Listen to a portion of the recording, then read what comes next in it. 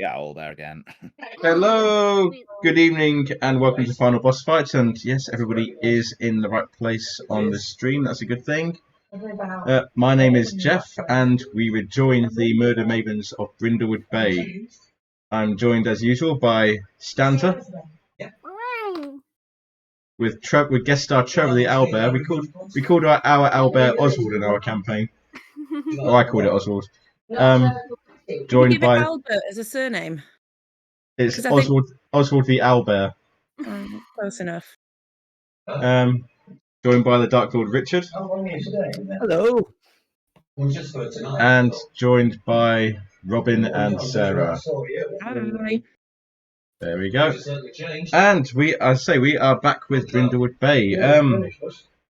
So yeah, it's been last time I believe there's a bit of a poker tournament going on, and someone got shots in front of everybody, and you managed to narrow it down to the caterer who had recently been released from prison taking on a rehabilitation scheme, who was being coerced into doing the deed by strange people. But I'm sure there's nothing to worry about there. Before we roll the opening credits, let's do the usual cozy little opening scenes. Start with who wants to go first for this one? Who wants to go first for a little cozy opening scene? What was that? Birdie would probably still just be going around to Olivia's and feeding Tiberius sausages. Absolutely cannot do that. Just finding more and more devious ways to sneak past the security. Well, that's Tiberius. He is the security. So, like, Easily bribed for sausages. I'm not happy about it.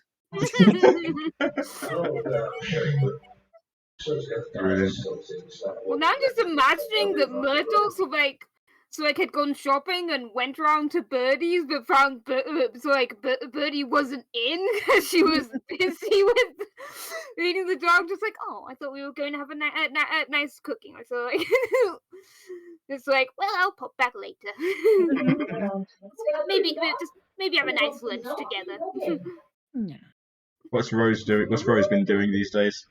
Rose hasn't had anything yarny for a while. She is sorting out some of the stash, finishing off some stuff. Oh, she's blocking out a shawl that she's made ages ago and hasn't finished. So she's on her hands and knees on her little pad, sorting everything out. No one else knows what that means. And how is Livy doing now that the security of her house is being compromised? I don't care for it, for one thing. I mean, I hope you're chasing her with like one of your replica swords. Livia doesn't chase anybody. It'd be just like sending Philippe out with a halberd or something.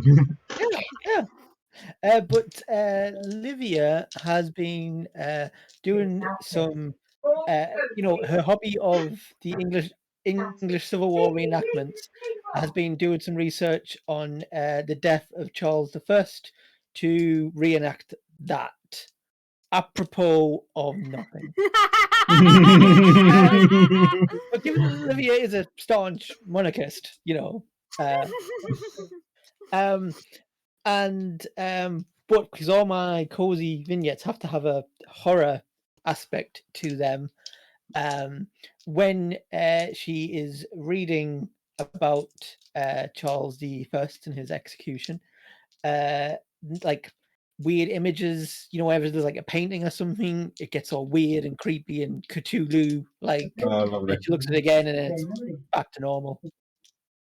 Brilliant. In that case, let's roll the opening credits.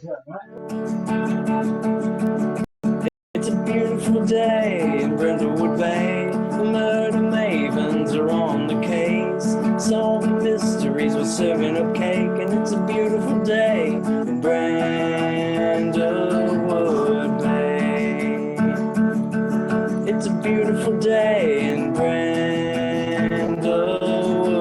Bay.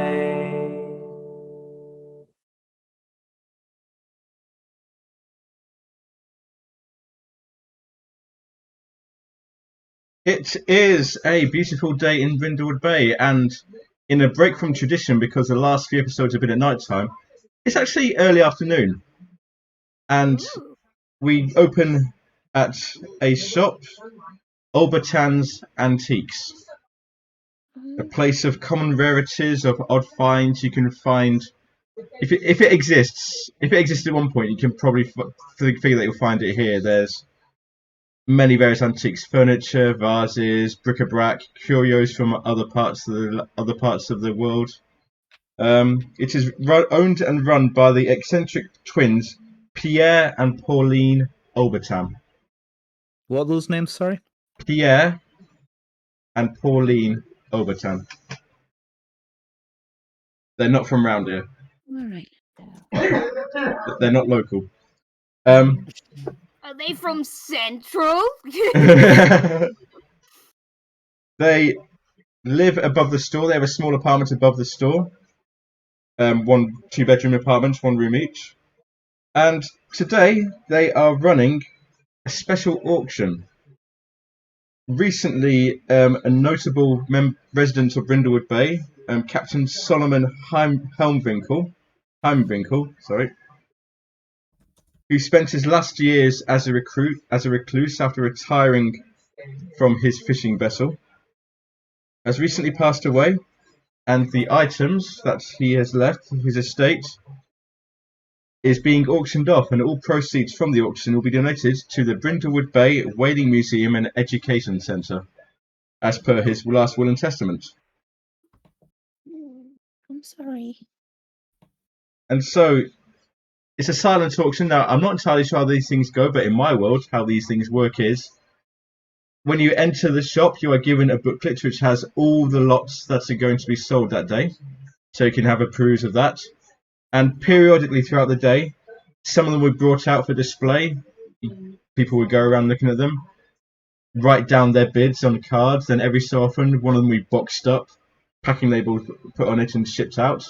And then new items were brought out, and you can see resident townsfolk, coming in, looking around, going out again, coming in, looking around. It's like a steady, steady turnover, steady waves of people coming in. In fact, you see your good friend Eudora Coffin, the proprietor of the tea shop where you meet.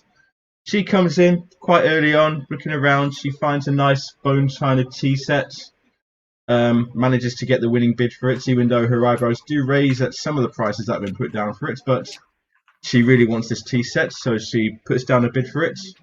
And later on, it's packed, and the shipping label is put on for the tea rooms, care of Eudora Coffin. Hey. What about you? What would you be interested in at such an auction? What would you be looking at on the lookout for? Rose is looking out for rare and unusual books. Mm-hmm. Sort of particularly first editions of authors that she really, really likes. Oh, wow. Yeah. If she can get a hold on them, not really having high expectations, but just interesting books that there's around. And also if there's anything that comes up that's vaguely crafty, so like some old knitting patterns or handmade items from a long time ago that are particularly beautiful. That's what she's after. Well, what I will say is, I won't make you roll for this, but what I will say is you do manage to find a couple of first edition books, a first edition Charles Dickens, Tale of Two Cities, and a first edition Edgar Allan Poe as well, some of his collected stories.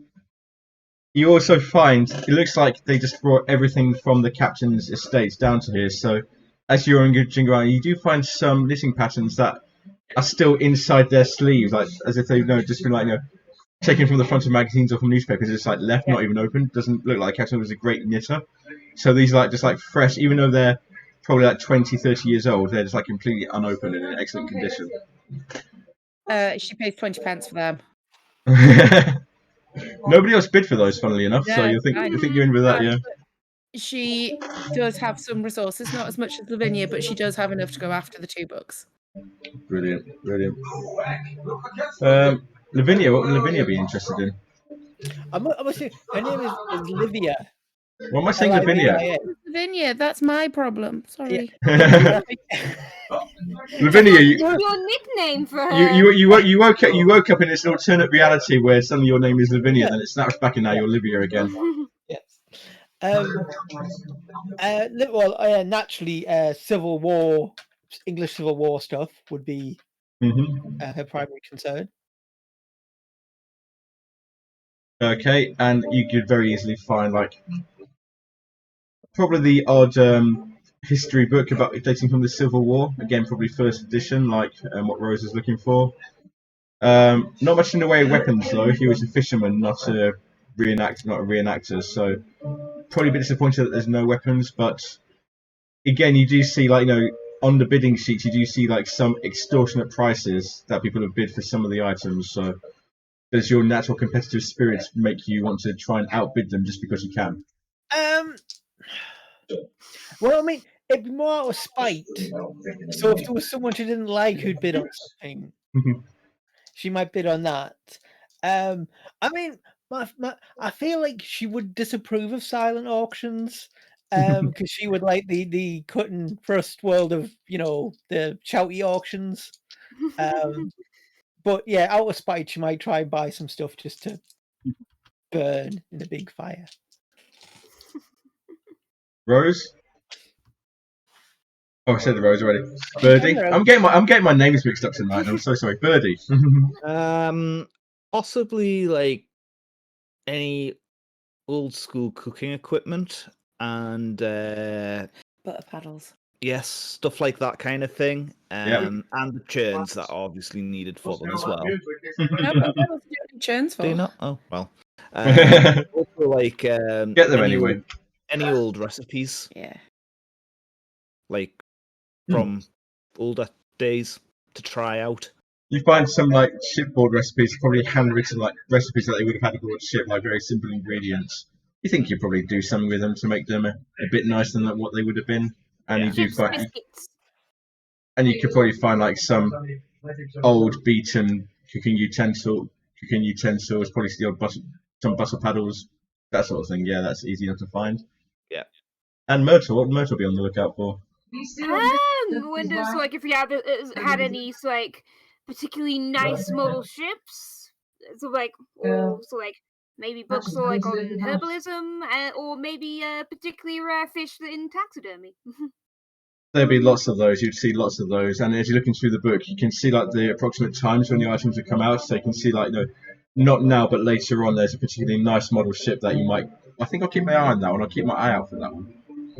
Oh, Livia will buy something for Myrtle because this just seemed like the perfect one for her, like her maritime type stuff. So if there's like something particularly expensive, she will like. Is it a Billy Bass fish? No. If that's what Myrtle wants, that's what Myrtle would get. I am not aware of this reference. Be happy. It's the old plastic fish that you press a button and it starts singing. Yeah. I was thinking more swordfish. As the afternoon goes on, there's a grandfather clock in one corner, like chimes every hour with a brassy sound, like everybody can hear it no matter what you're doing or who you're talking to. Everybody hears this chime every hour, marking out the hours. They bring around drinks. The assistant, the twins have an assistant there called Leigh Lansbury, and she's a bit nervous, round glasses. She's like, they've asked her, she'll take around like drinks and canapes and things for people. So she's just like milling around. Would you like some champagne or some sherry? I've got some escargot here. The twins really like escargot, and they want everybody to try escargot. Or I've got some shrimp here. Would you care for some? Can I have you some? Shrimp would be lovely, dear. Are you eating well yourself? I do very well, thank you. I do very well out of this. Thank you. I get by. The twins treat me very well. Very good. Rose will quite happily try some escargot. but with the champagne as well. Would Rose know that it's actually snails? Yes, absolutely. Very definitely.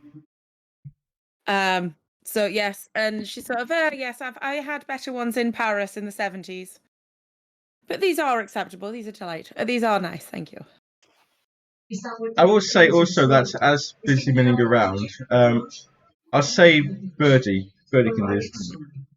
You see, you're near the two twins, Pierre and Pauline, and they seem to be arguing with someone who looks very old, very grizzled, got a grey beard, pipe out of his mouth, wearing a cap.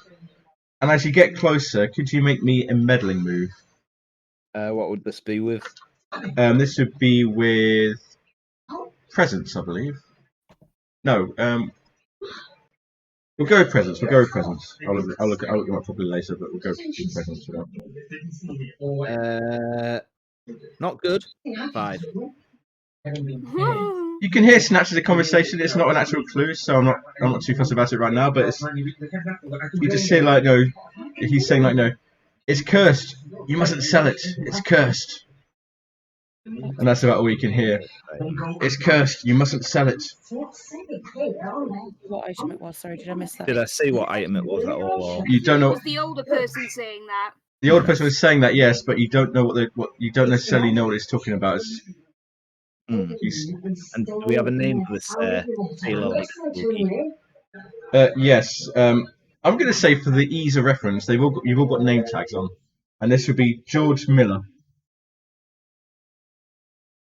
The director? Say that down here. Is he Australian with a tendency to blow cars up? Not really. Should have been reason, but never mind. So, as you same result. yeah. As you go around, you can see more lane badges. There's as the day goes on, the people it's getting towards like late afternoon, and the people left here, you see names like Alma Heimwinkel, Marjorie Buttons. Hang on, that time break was the name of the captain who died. Yeah, relative it must be. Maybe. Maybe it's a very common name in these parts. You should go ask. Sorry, Jim, I didn't mean to. No, carry on. Yeah. Well, if you're not going to ask, I will. Oh, and she likes picking up a she likes to pick up a vase, a rather valuable looking vase, and one of the twins comes in. Oh, excuse me, please put that back. Don't put it down. Don't be careful, please. Yes, please. Look better. Don't touch, please. And she turns around somewhat nonplussed at this, and she sees you approaching her. Do you wish to talk to her first, or do you wish her to speak to you first? Is she still holding the vase? She put the vase down. She probably starts muttering about this, namby pambies, a lot of them, both a pair of them. Yeah. Hello there, dear. Oh, guten Tag. It is very nice to meet you. My name is Alma Heimwinkel, and whom do I have the honour of addressing? I'm Myrtle McCrum. Ah, Myrtle. It is very nice to meet you, Myrtle. Yes. And she looks around and goes, "Dear old Grandad, I think he would have been pleased to see this number of people here today." I wondered if there's a point in the name tag. I wondered if you were. Yes, Captain Solomon was my grandfather. Yes. But yes, it is very pleasant to see. It's sad, of course, to see all of these memories disappear like this. But he would have liked to have seen this. He would have liked to know that good was being done here. Yes, I'm sorry that I never knew him in life. It's like I have utmost respect for a fellow sailor. It is of no surprise. He was a recluse in his later years. Very few people saw him. But did he decide he preferred the peace and quiet, or? Indeed. It seems that after the adventures on the high seas, he preferred a bit of solitude. I see. And do you know these? Have you met these two before? So gesturing at the two salespeople. Yes, Pauline was a very good friend of mine up until a few years ago. I think the business kind of took hold, the law of money took hold of her, and we haven't really spoken since, but she's become very more officious these days. But that's a shame. yes, I did know her in a how we would say a previous life. Yes. Wow. Interesting. Probably at this point, getting towards like 5 o'clock, you hear the sound of like a little like hammer bashing on a gong.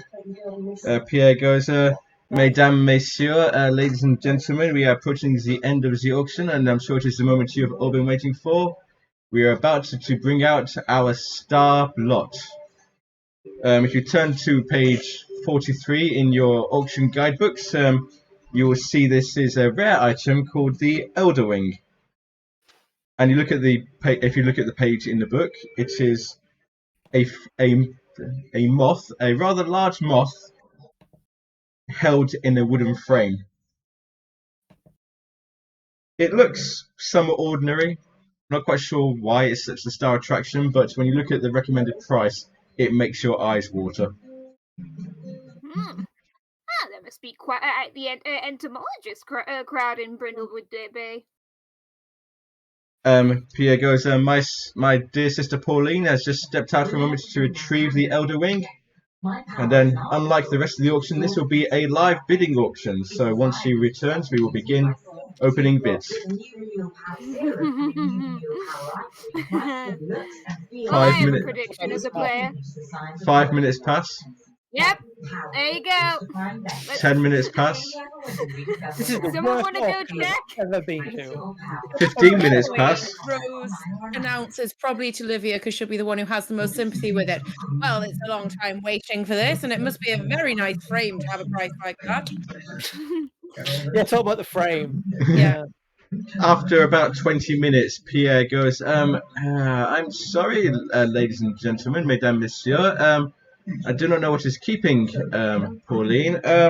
Lay, could you be a darling and go out and see what's keeping her?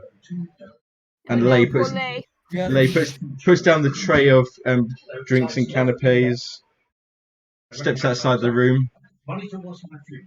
30 seconds later, you hear a high-pitched scream coming from the door she went through. Birdie's immediately running up there, frying pan in the hand. Well, let's go look. The door that Lay went through led to an alleyway up the side of the store, and sprawled out beside a dumpster is the body of Pauline. And you're not the only ones, because they scream like that. Everybody in the room is like rushing towards the door to see what is happening. And as soon as they see the body of Pauline, and Pierre is just like standing there in shock. Oh, I was going to say Rose would try and stop Pierre when he hears the scream. Try to stop and get out, and sort of goes up to him and sort of goes, Monsieur, nous prenons un médecin, s'il vous plaît. It's not really French. Yeah, Rose is trying to confuse him by speaking French. Of course, I must also call the police as well. This is terrible. I really would bother. I would not bother. No. I must call the police. I mean, I've forgotten his name, but I can't remember if he's around right now. Or No, because it was his junior we got last time. We got a new, more competent seeming one. It was A few moments later, he reappears and says, "Yes, I put a call through to the police. Detective Inspector Dalrymple and his Sergeant Cooper will be here in about half an hour. Yeah. Until then, Yeah, they're very busy doing all the other stuff they need to do. They're the only two police. They're the only two police in the whole of Brindlewood Bay. Give them some credit. I mean, they do have to do all the paperwork for all the times they've messed up on all the other murders that we've been adjacent to. They need something to fill their time up. It must be difficult. All this preparation for police standard boards. If I didn't have a contempt for democracy, I would run for the police commissioner thing that's coming up. So I would be very worried about what you would do as police commissioner. So just to fill out the rest of the area for you. So you're currently standing in the antique showroom. As I've said, they do have 2 bedrooms, one each in the apartment above the flat, one for Pierre, one for Pauline. Through a door just off at the back of the showroom, you can see dim lighting what looks like a storage room, and of course there's the alley outside. Other people with you are, as I say, Pierre Aubertin, Leigh Lansbury, the assistant, George Miller, Alma Heimwinkel, the captain's granddaughter, Marjorie Buttons, Nigel Potter, who is wearing what looks to be a chef's outfit. I'm going to mangle this name. Hazim Mashwani, who looks very fashionable. And, oh, this is a brilliant one. Lily Codswallop,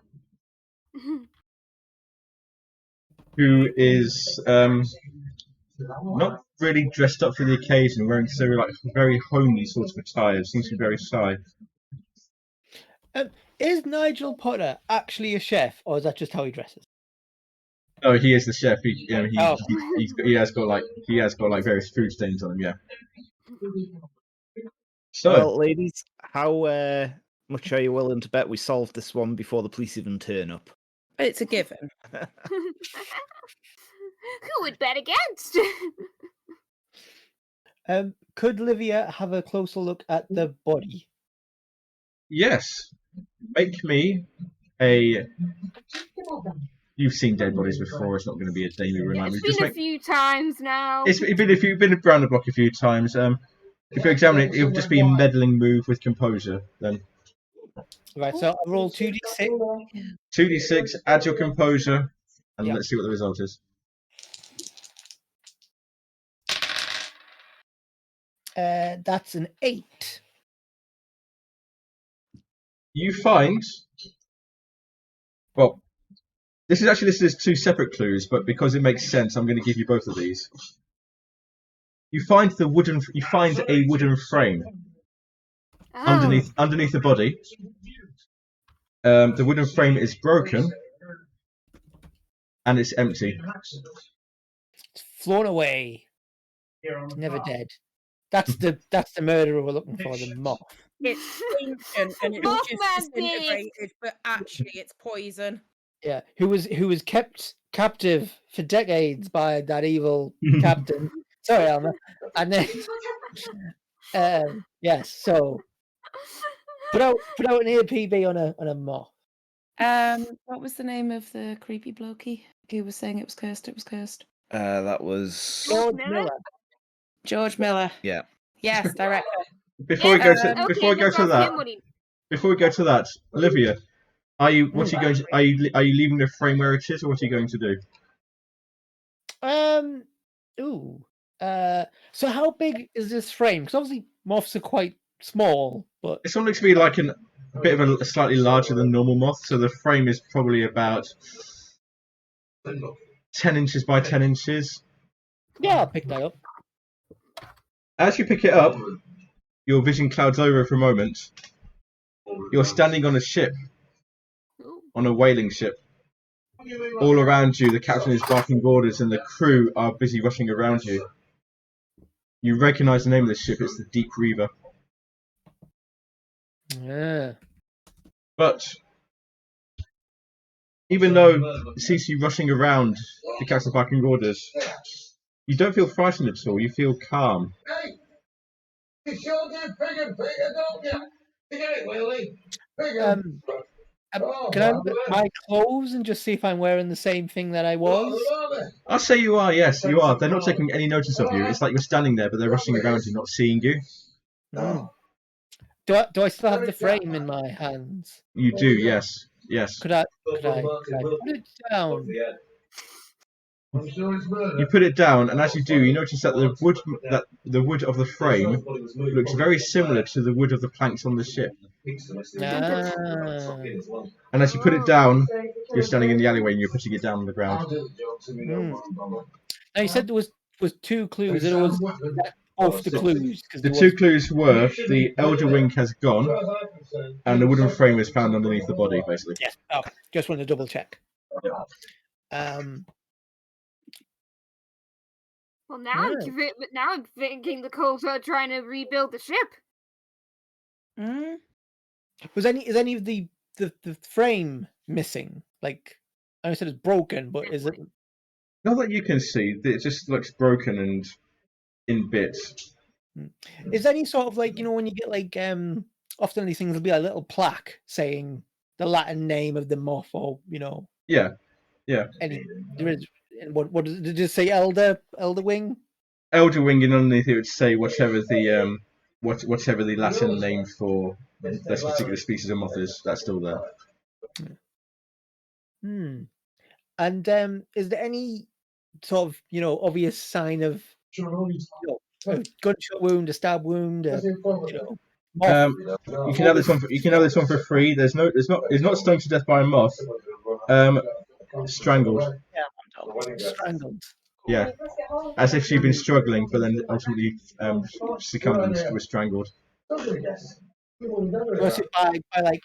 Can I see if it's like hands? Because obviously you see the marks on.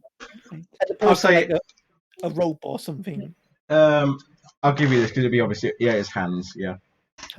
It wasn't strangled by a long proboscis. Let's see. Let's go back indoors for a moment. Birdie, I see Rose has popped off for a moment. Do you want to hold off on what you were doing? I've forgotten what I was doing now. Before I interrupted you, you did mention George Miller, the sea cap, the sailor-looking person. Oh yeah. I'm gonna wander over to him to say, "Hello, dearie. You mentioned the cursed item. What's that all about?" Shouldn't be here. They shouldn't have sold it. Solomon knew. What is it? This. He said there's something evil, something evil that he had, something cursed. He knew about it, and Yes. you'll know as well. You'll know about it as well. Everyone will know as well. Yes. I understand. You're worried. Dragons to the void. Everybody's going to know, and it will spread nothing but hatred and misery until it's finished. Until it's Slow down. What's missing? What's the void? And he just like starts mumbling. Hey, do you want to try and make I'll give me a meddling move for that one, and vitality will do nicely. Yep. I wasn't sure if that was dragon the void or drag into the void. 9. You slap him around the head, and he just like comes to go at you. What did you do that for? What did you do that for? Talk sense. Cursed item. Void. Yeah, they were going to sell it. They shouldn't have done that. They can't sell it. What It's is cursed. That elder wing thing. That there, and he points at the photo of it in the thing. This. And it'll drag people into some void. What's the void? Void. Void. What is underneath? What's underneath everything? What's below the sea? What's below the ground? It will drag everybody there. How? He just like starts mumbling and just like starts mumbling the same thing over and over again. I know. Right. I'll tell you what. No, little Lynn. You sit down here. We'll get you a cup of tea. And try and calm you down, and we'll investigate the Zelda wing and where it's been sold to. And he just like starts muttering and quite effusively to himself. You do find it. You do go over to where like the where they're getting the drinks and the canapes from, and there is a tea tin there. Mm-hmm. Looks like a good place to get tea bags from. Yep. I'm going to make a cup of tea and then I'm going to secretly pour some of the champagne in there. Well, you're going to attempt to make a cup of tea, but it's going to be a bit difficult because there appears to be a wad of cash in this tin. What? Is this common in your circles, Livia? Has it been hidden there? Well, I don't normally carry cash or anything like that. I was So going to say, this is unusual. That's what you use Philippe for, isn't it? And I'm going to pocket the tin. Okay. Stealing money from somewhere. Okay. that's very bad form. That. That's meant for the whaling museum. I was going to say, no one knows I've done it. Well, as a player, angry Myrtle in spirit. On behalf of the Whaling Museum. Yeah. You hear the voices of your companions saying it's a bad idea. Let's look at Rose. What is Rose doing? Where's Rose going to begin? George Miller. She's going to talk to, was it Alma, the granddaughter? Yep. My dear, this must be a trying time for you, seeing all these belongings auctioned off. He did have some rather unusual things, but I had heard a gentleman before saying that one of the items was cursed. Oh, that's just that is just a myth. That is no such thing as curses. Talking about that moth as if it was some evil thing going to bring about the end of the world is a myth. He was a bit of a recluse, but he must have gone a bit soft in the head towards the end, if you know what I mean. So he had told you this before, that it was going to bring about the war. He didn't even tell me directly. He just talked. I caught him rambling about it. Could I went over with Rose because I do want to ask this person some questions as well. Of course, yep. Sorry, Rose, you continue. So had he had the moth for long, or was it something you remember from your childhood, for example? I never really visited much when I was a child, but now that you mention it, the moth was there. I do remember seeing the moth in his study along with all his ship paraphernalia. Did he have any interest in sort of old boats, or was it the only moth that he had? Was this a general interest of his? No, it was the only moth that was there, and the only boat that he cared about was the Dark Reaver. Don't know why he must have thought he was part of that ship or something, or you could catch him rambling sometimes, saying that you'd think he was a part of the crew of the Dark Reaver, but that was way before his time. And was that before he retired, or while he was still on the sea? That was after he retired. Don't know where he got the moth from. So what was the captain's boat? His fishing. What happened to that? His fishing vessel? He gave it up. He sold it. He got to the age of retirement where he could no longer go out on the sea. He sold it and then retired and lived as a recluse. Now, if your grandfather believed this item to be cursed, why did he include it in his effects to be sold on his death? The will just said everything to be sold. I don't know if he may have forgotten that he had it. If I'm perfectly honest, his memory's going with saying he may have forgotten that he had it. I am often forgetting the many cursed doomsday objects I have in my possession. It is understandable. I can kind of imagine that being true of Olivia. No. Don't believe in curses either. Do you know where he used to sail? Was it some of the areas that were the same as the Dark Reaver? Dark Reaver, sorry, of course.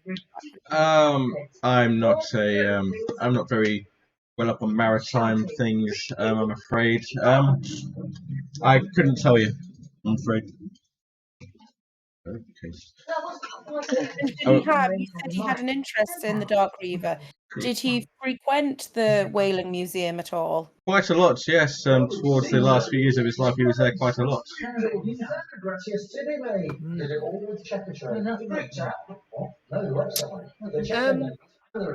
Did you see your grandfather's will? Only occasionally. Only very occasionally. So everyone was satisfied that his will was. The lawyers were satisfied it was in order. Yes. And forgive me, I may have missed it earlier. What was it that killed your grandfather in the end? Old age. Natural causes. Natural causes. His heart gave out in the end. And who was it who found him in the end? Oh boy. How long was he dead for? I believe, I don't know too many details, but I believe it was one of the local carers knocked on his door. She had a key. She would visit him fairly regularly. She had a key. When she opened up, she found him dead in the study, surrounded by all his ship memorabilia. And when you visited him fairly regularly, was that daily? So he wouldn't be more than 24 hours? I believe something like that. I believe that, yes. Something like that. I trust them. It was easy to arrange, with guaranteed acceptance. Plus, they guaranteed to pay 100% of claims. Nice room to do it. The UK's number Nice room for him to go in. Did he have any visitors just prior to his death that you're aware of? Not that I'm aware of.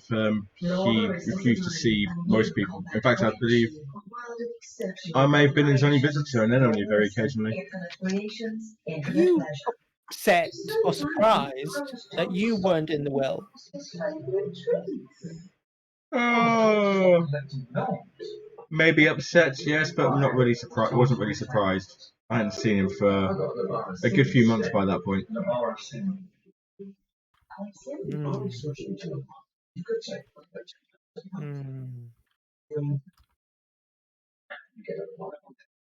Can I go check where the exhibition items were being held? Like the storage where the room might have been stored? Yeah.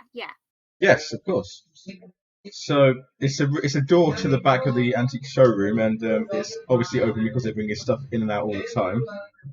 It's lit by a single strip of fluorescent lighting across the ceiling, which flickers in the artistically creepy fashion. Spooky. Dusty furniture, chipped bits, chipped bric-a-brac, stacks of unopened crates. Something about it gives you the creeps.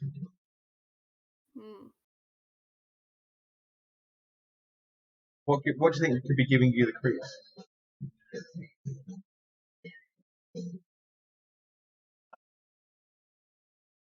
Okay, so but one of the thoughts is like, is the temperature is wrong in here. Like, if it's a warm day, it's cold. If it's a cool day, it's.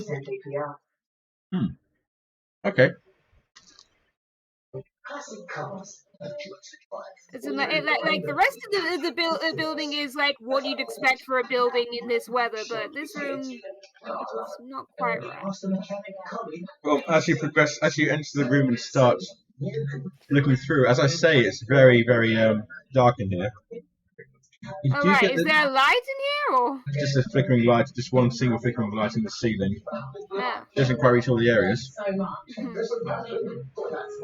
But you do get the feeling that you're being watched.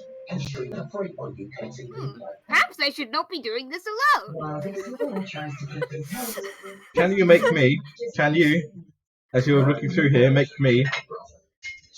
It's going to be a night move. Oh boy. So, first of all, what are you afraid will happen if you fail?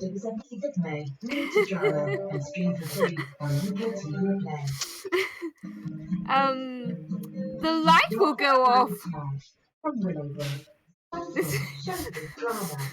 My attempt to moderate my fear so you can come up with something worse without it being too bad. The light will go off, And there's potential you could trip over a crate on the ground, or that you can't see anymore. Okay. Okay. Night move with composure, please. Okay.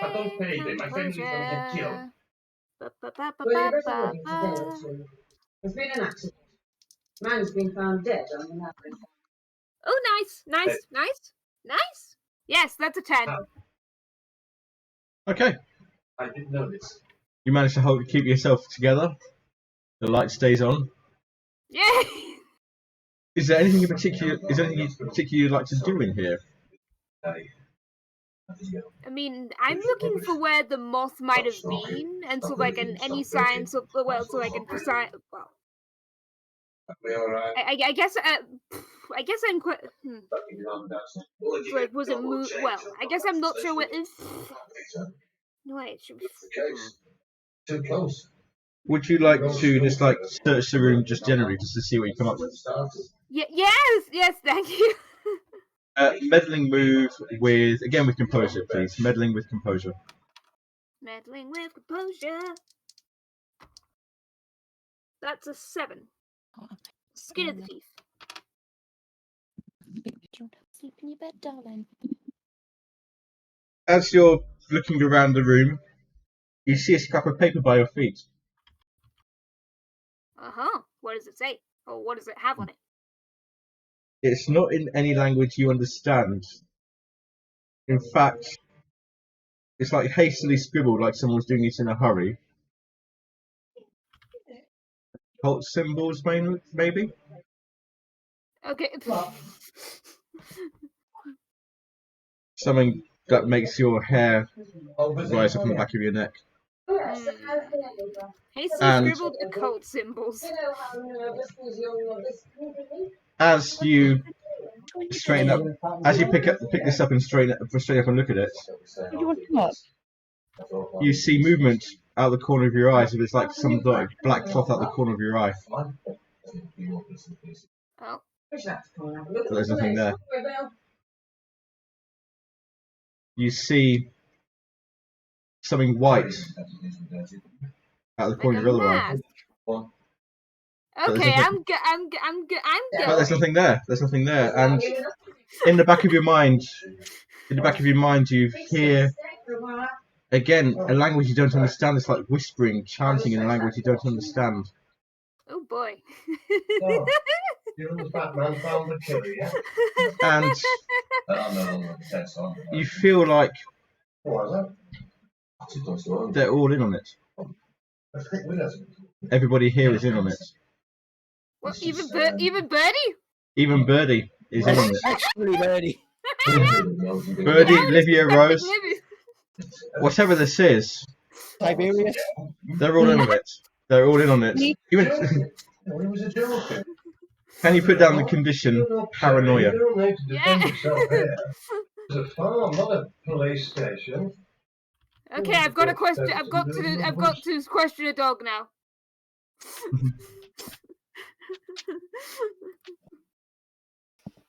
So, sorry, I was going to say, as all that's going on, Birdie's going to go. Did you say someone was a chef? yes. I'm going to go up to them. Nigel Potter, was it? That is correct, Nigel Potter, yes. Yes. I'm assuming he's where the tea tray box was and everything. He is, yes. And as you get closer to him, you can see that he's wearing a chef's apron. And there's a, he's got like, what looks like a company logo blazoned across it. Excellent Eats. And the Eats is spelt with a Z, not an S at the end of it. I first turn to him and say, "Oh, someone needs to spell properly, don't they?" And he points at the apron. I don't know what you're talking about, madam. This is a perfectly well-respected company. Yes, well, the higher-ups need to certainly learn how to spell properly. You can pass that on to them. Anyway. I am, as you say, the higher-up. This is my company. I'm going to speak to your manager. I am the manager. Well, then yes, you need to learn how to spell. What do you mean? Well, I think that is the least of my problems right now, madam. Into Sorry, bit. what I actually came over to talk to you for. You what? Sorry, it's a bit laggy there on my end. All right. Have you seen anyone unusual coming in here at all? Apart from me? Well, madam, some of these customers here have been somewhat. They look somewhat unusual. I'm sure you'll agree, but I'm sorry, I can't think about that right now. I'm just wondering. You should be proud of him. I know I am. I found money tucked away, and I was wondering if you'd seen anything. No, I was busy organising the hors d'oeuvre. What now? The hors d'oeuvre. These things, and it's like little like bruschettas and little like shrimpy things and things. Yes, the food has been very good. I will. Yes, although I am wondering who I'm supposed to invoice now. I'm going to say that Alma Winkleman. I think she. Maybe her. I think family funeral. They pay for it, don't they? I mean, it's the twins' venue, but I am not there. Yes. Yes. Anyway, as I was saying, I found some money stashed away when going to make Mr. George Miller a cup of tea to calm his nerves. It was in the tea caddy, and I kind of pull it out. You haven't seen anyone sneak in and. Now that you come to mention it, madam, make me a present, meddling roll present, please. 6. I might use a frown. Okay. That's what they're for. Let's see. I'm going to use a flashback showing how you were the imperfect mother. Oh wow! And okay. It's going to be that I've got my cooking show, and basically the kids off running riot in the background as I'm revising. I'm just completely ignoring it and leaving it to the stage staff to deal with. Okay. He does now come to mention it, madam. Pauline was acting suspicious not too long ago. Oh, in what way? She came in. She seems to be worried. I asked her what was wrong, but she didn't seem to hear me. She just kept on saying she was worried about him finding out she lied. Him? That's what she said. Finding out him. What's that? Him finding out that she lied. I don't know what about. She wouldn't answer me. I asked her what the matter was. She wouldn't answer me. Could this have been her husband, maybe? She wasn't married. It's her brother. Brother, sorry. Yes. Yeah. I'm getting myself mulled up. Sorry. That's the only thing I can think of, madam. Definitely don't remember any money being left here. Okay. Well, have this pot. Put it somewhere safe. We'll keep it there to one side. Okay. Of course, madam. Would you care for a escargot old van? Stopping over place. Yeah. Drop by on in. I kind of eat it and say, teach you some tips at some point after this is all over. She looks slightly offended. She looks slightly offended at that. Me. You still don't get over your Do you actually tell him who you are? Yeah, I do as well. You may have heard of me. I see. Yes. Although you mentioned anybody else acting suspicious, How about the that girl over there, and he points out the Lily Codswallop with the name Lily Codswallop on the badge. I've never seen her before. I've seen everybody here before. Well, most of the time, popping in and out. I've not seen her before though. Okay. I don't think she's from here. I don't think she's from Brindlewood Bay. Okay. I might have to go over and investigate that then. Thank you very much for your time. Of course, madam. And we'll catch up after.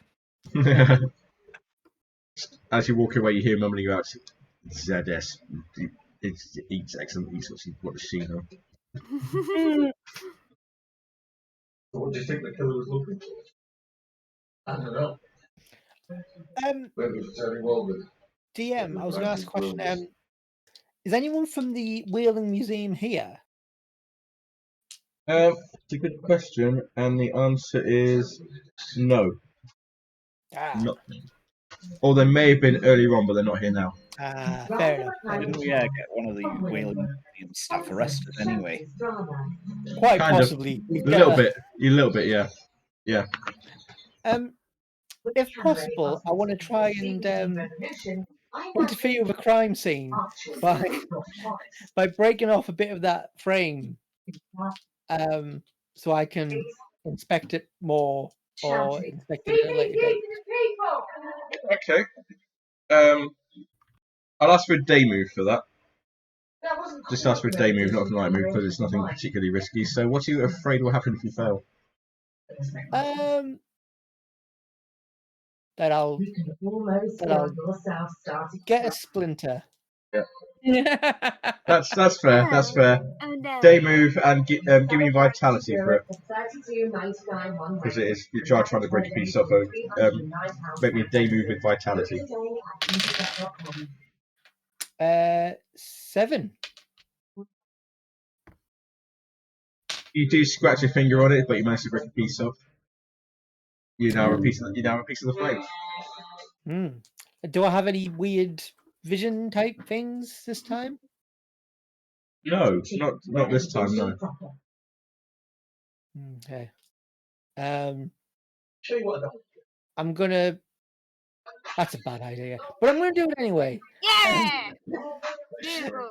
I'm gonna give a bit of wood to Tiberius, who's just gonna keep it in his mouth, and I'm gonna explain not to like bite down on it, just hold it. Okay. Guaranteed. Highly guaranteed. Okay. I believe he does. He does as I. He does.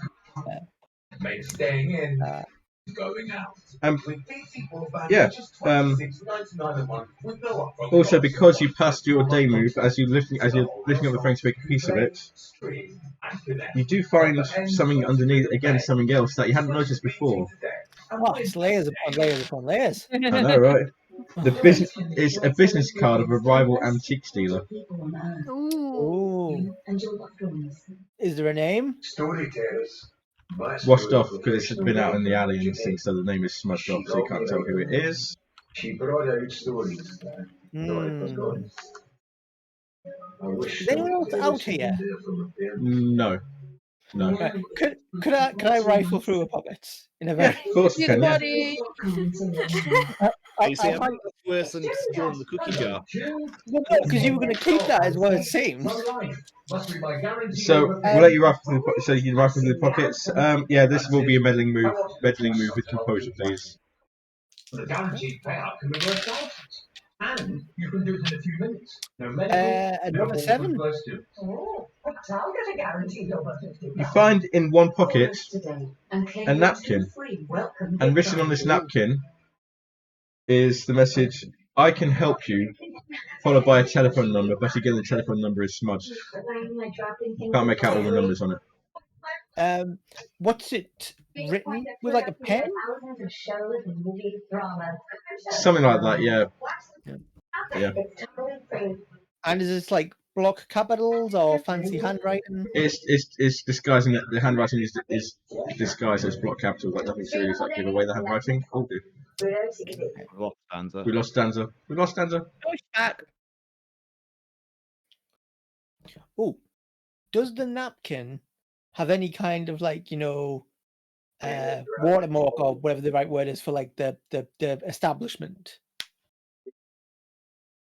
The result you got, I'd have to say no. Ah. Yeah. Right, after, you know, really interfering with a crime scene, Livia will head back inside. Okay. We'll come to Rose now. Rose, what would you like to do? Rose wants to go and talk to Pierre. Oui, madame. Terrible business. How may I help you? So Sarah's French can't go much beyond we need a doctor. But Rose wants to try and speak to him in French. And say that she's sorry, I can do that, Disney. About your sister. How are you holding up? It must be a very trying situation for him. Does he reply in French or does he reply in English? It's kind of accented English. Like a low. Yeah, that's kind of a low, yeah. But does he understand what I'm saying? Yes, he does. Yes. And as you ask him, he's like, no, I don't know how I'll be able to go on without her.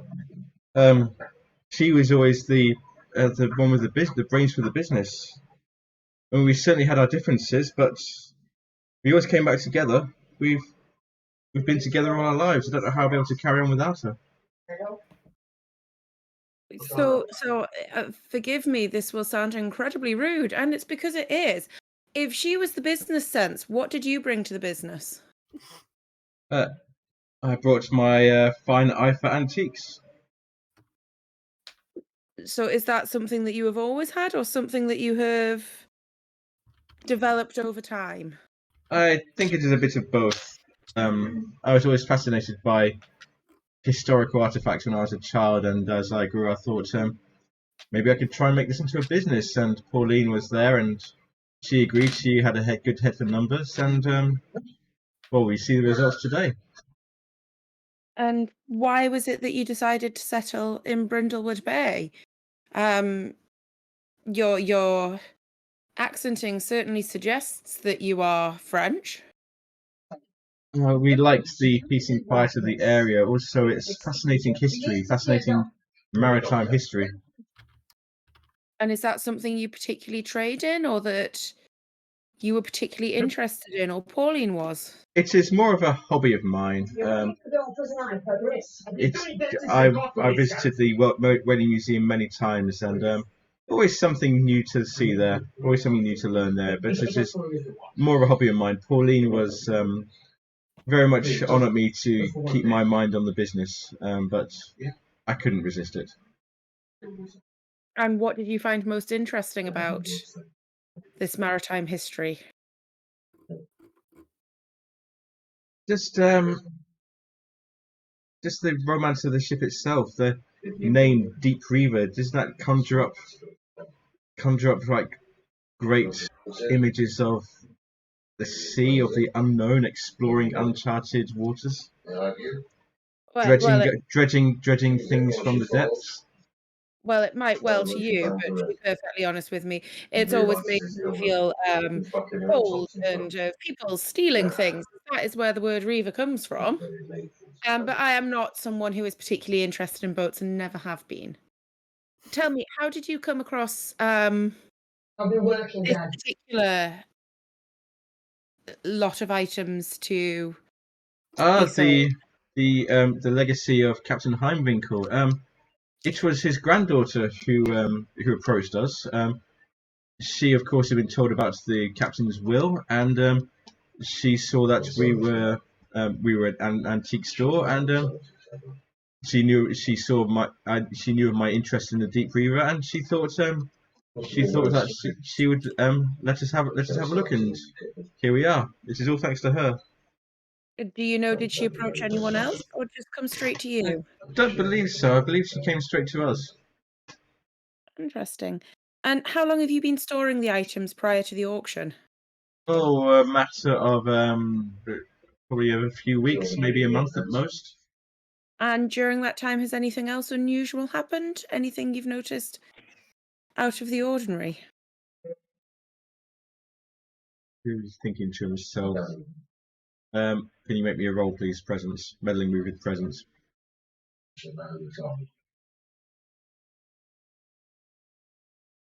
Oh, that's not good. That's a 5. What pro can I use? Let's go for Shadow in the Garden, because I do keep saying I want more wisdom. The corruption begins. Imagine the crowned squid. I believe it's there. I believe it's there. I am Sam. holding it aloft. Back. Yes, I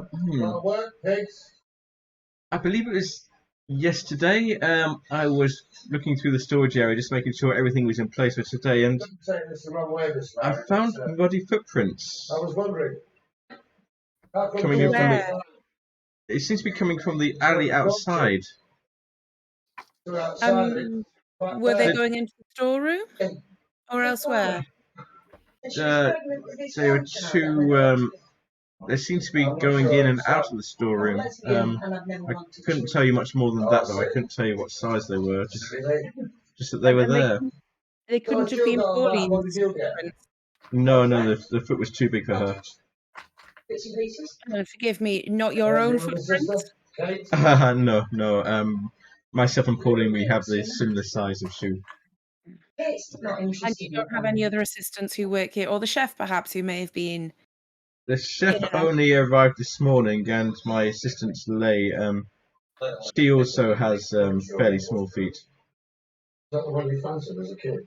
And you don't remember Pauline mentioning anything? Did you mention these muddy footprints to her? I did, but she didn't seem to take much notice of them. And how has she been herself in the last few days? Has she seemed preoccupied, possibly with the upcoming auction today, I believe. No, she did say something. She did say something to me. She said she'd been offered a job elsewhere, somewhere else. She was thinking of taking it. Do you know what kind of job it was? Similar to what she was doing now? I believe so. Knowing Pauline, it would have probably been some sort of business job or accountancy job. But I was going to talk to her about it after the auction, because that would have been a very, very, very problematic for the antique business. To the point that you would have had to close it, presumably, if you have no head for business. I did not wish to think of it like that, madam, but yes, that may have been a consequence. This man did not shoot himself. Do you have what is it, Lee or Lou? Lay. Would your assistant not be able to look at some of the management stuff to let you continue with your passion? Lay is good at meeting customers. She is good at making an impression, but she doesn't have a head for numbers, not like Pauline. Potentially finding yourself a business manager. I mean, this is the situation you now find yourself in. Admittedly, you have not had time yes, to think that you would manage it, but this is true. I suppose I'm in the market for a business manager. Are you volunteering for the job? Do you have a CV? I'm terrible at that and have no interest in it whatsoever. But were there any issues with the business at the moment, as far as you're aware? No financial troubles? If there were, Pauline didn't say anything. Pauline never said anything to me if there were. Maybe she had something in her records somewhere. Possibly up in her room if they're anywhere. Well, would you mind if I took a look at them? We've come across a number of financial irregularities around some murders that we've been adjacent to recently. Of course. Please follow me, and he leads you upstairs to the apartment. opens up the door to Pauline's room, and it's poorly lit. Stacks of books, boxes on the walls, on the floor. You got like kind of walking around a bit. Desk piled high with papers. Not very much. Very simple furniture. It's just mainly like books and papers everywhere you can see. Like, does it seem an organised mess, or is it just, from first glance, totally chaotic? Totally chaotic. Totally chaotic. Forgive me, Amansia, but you said she was a good business manager, had a good head for figures. Yes. And this is how she keeps her. This is her office space. I suppose it made sense to her in her own way. She knew where everything was. Would you mind if I had a look for some records? You don't have to watch me. I'm. Of course, no. Please. I as you say, I should really start getting to grips with this myself. So please help yourself. Can I have a look and see if I can find some financial records for a start? Yeah. Meddling move with composure, please. That's a 6. Do you want to spend another crown on it? Yeah, use another crown.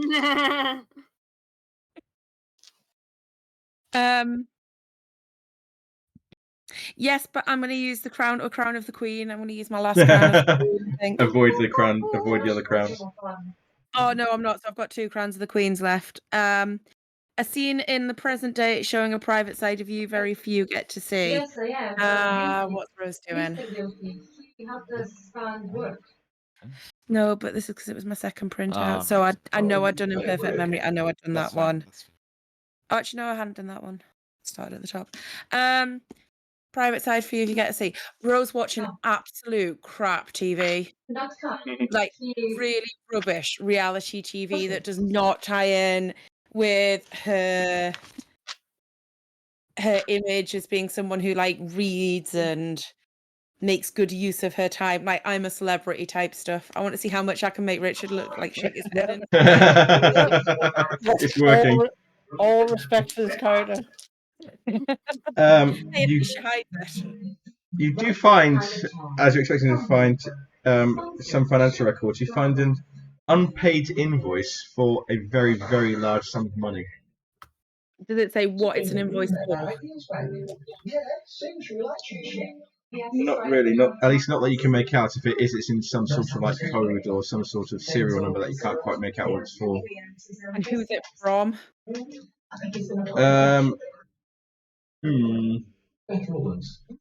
I know I keep saying this, but again, the name has been obscured as if like there's been like stuff has been like scuffed off it or a coffee mug has been put on it. Can I just check?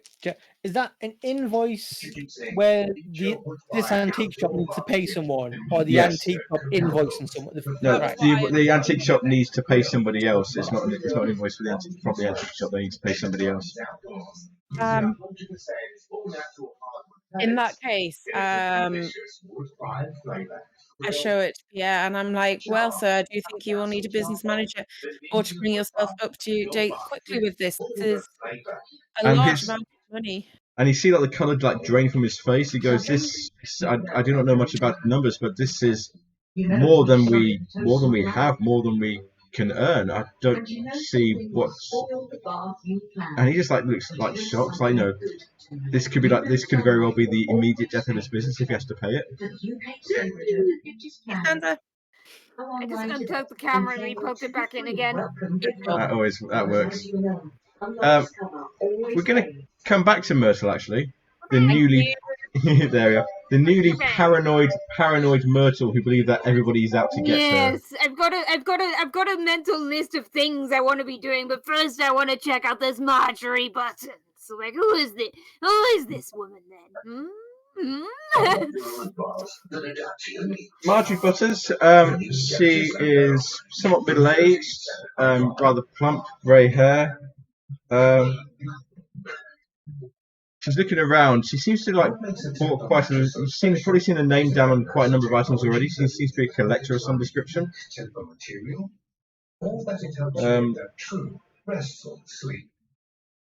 I've got an interest in seafaring items. Oh, sorry. I didn't see you there, dearie. Well, I suppose. You could say that. I suppose. Probably no more, no less than any other residents, I suppose.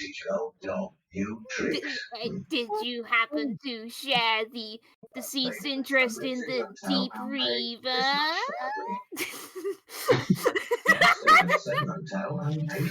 I like Paranoid Myrtle. Paranoid Myrtle's great. Way too much class. The dog is on the list.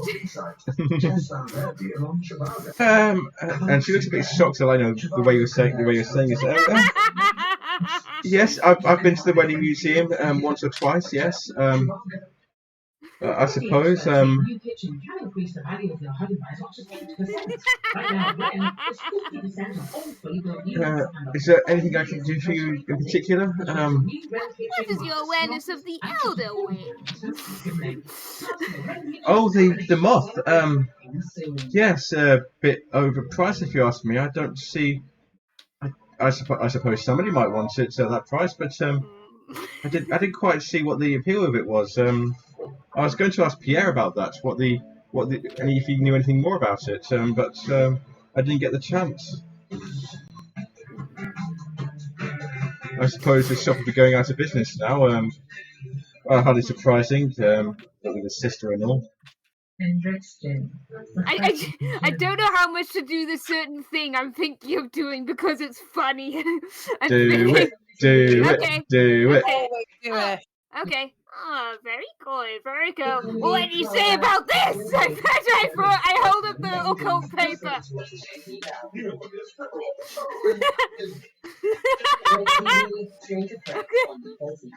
What is that? You tell me. Don't know. Don't know why you think I know anything about that.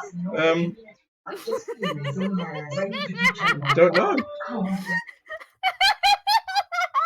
Are you feeling alright, dearie? Oh no, I'm fine. I have to talk. I have to talk to a dog now. Yes. She's seeing things clearly for the first time. That's what it is. Scales have fallen from her eyes. Tiberius always has a good eye on the situation. Okay. Adjustable bed.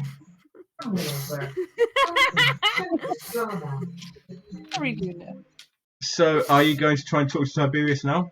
Yes. Where is Tiberius, Livia? Is he with you? He's always with me. That's his job. Okay, I'll let you two play this out then. A dog. One lights. The other light. So yeah, So I see Myrtle coming you over see in a Myrtle very coming towards you. intense way. Yes, yep. Beeline straight for the dog.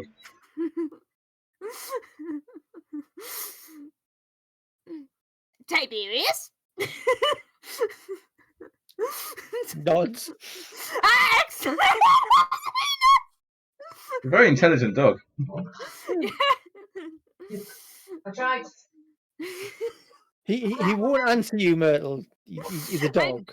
Yeah, but I still think he knows something. He's still in on it. In on what? And he's desperate for money. The Lowry's Mom, you should have told me. Tiberius, have you seen anything like this before? I show the paper to the dog. You see this? Myrtle, Well, he told me this morning. he's a dog. Where is he now? Admittedly a clever dog, but he cannot read. That's not even English. Mom, you can't keep that child in. He's an illegal immigrant. I don't know what languages he knows. He could, you know, it probably does. And she's very poorly, and she needs me to look after her. I examined his claws. Do they have ink on them? Dangerous. You don't know that. Do you have any idea what these people do to get into this country? What that child is Oh dear. You take me with you. Have you been using your herbal remedies again? Like what? I'm going. Only this morning. Tiberius is a dog, and cannot be involved in any plots or conspiracies. What's he carrying then? Oh, that is a piece of wood. If that is evidence of a conspiracy, there are many dogs who will need to be investigated. They like sticks. Where did he find a piece of wood in an auction? Well, he bid on it, and I don't know what. What did he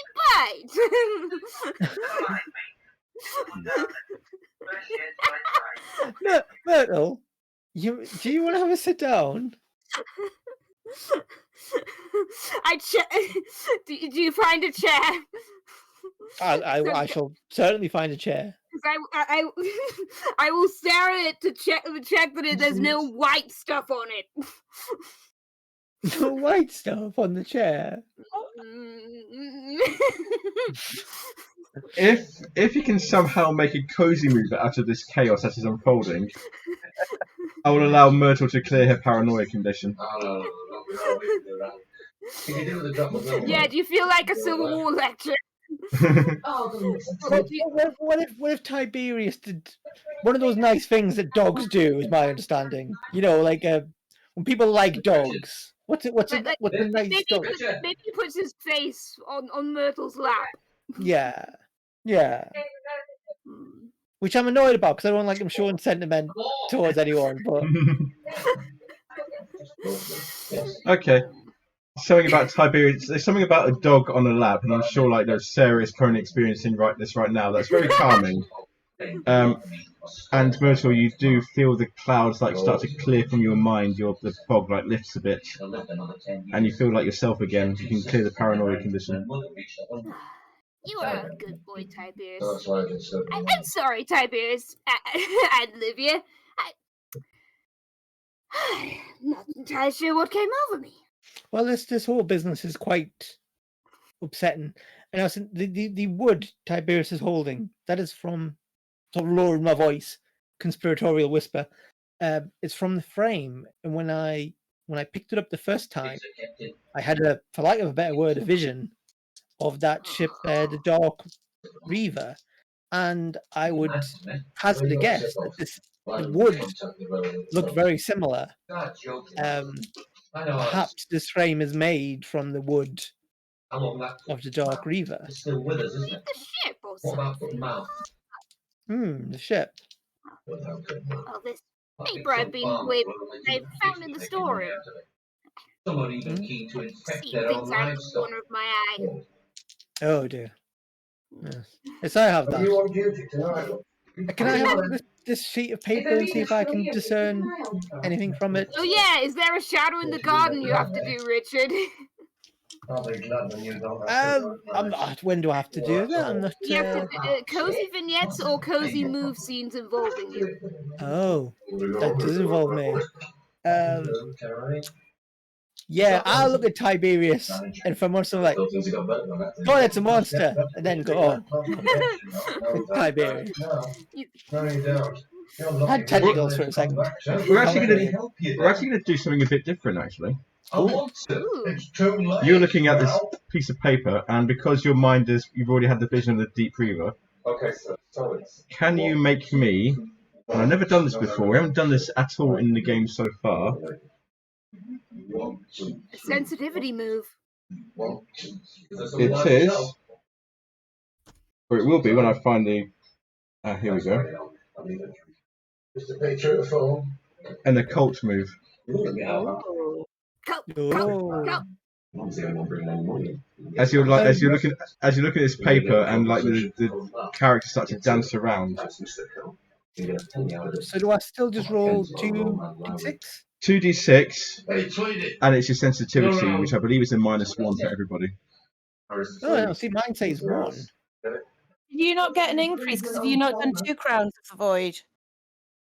Oh, that's the chariot gives you your mod reason is reduced by 1, but it would be 0. No, I've not done the chariot. No. Let me just check that again. I'm sure sensitivity is -1. The default value for it is -1.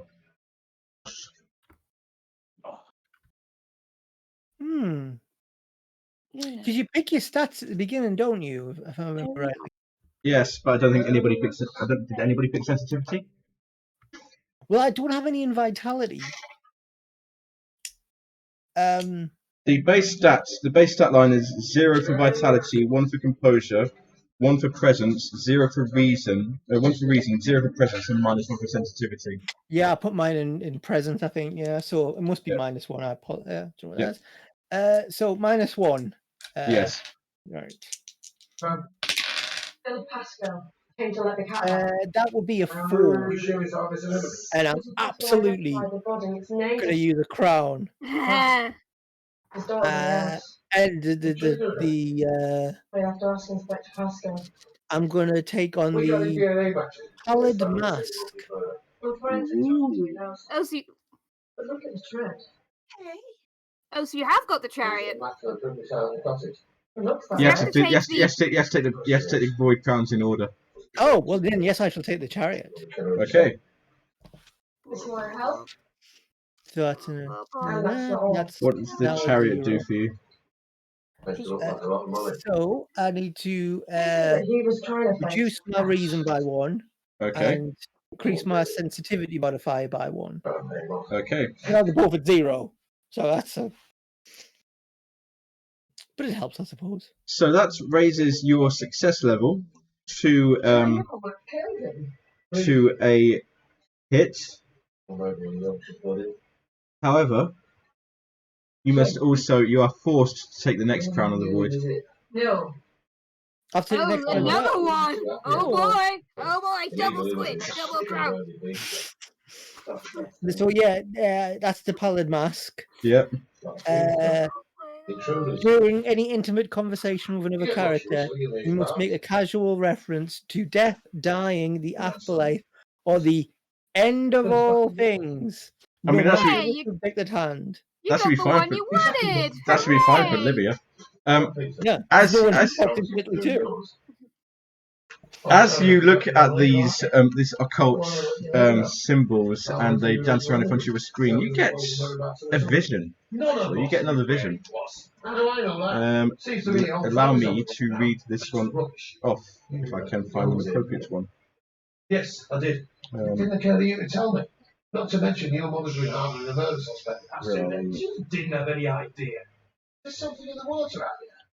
Affects the brains. A robed figure walks through a forest in the middle of the night, dried leaves rustling beneath their feet. But your mum was too happy to keep things to herself. As if beckoned by someone, they stop, look up and begin to inspect the area around them. She's a nurse. Eventually they kneel to expose a patch of forest ground to the night air. And I think she was right. From the inside of their robes, the figure takes a single fang. They draw a circle in the soil with it, followed by an intricate arrangement of smaller circles and alchemical symbols. And as you look, the image that they're drawing in the centre of the circle is Myrtle's face. Maybe a boat bag full of Bosnians. Don't be ridiculous.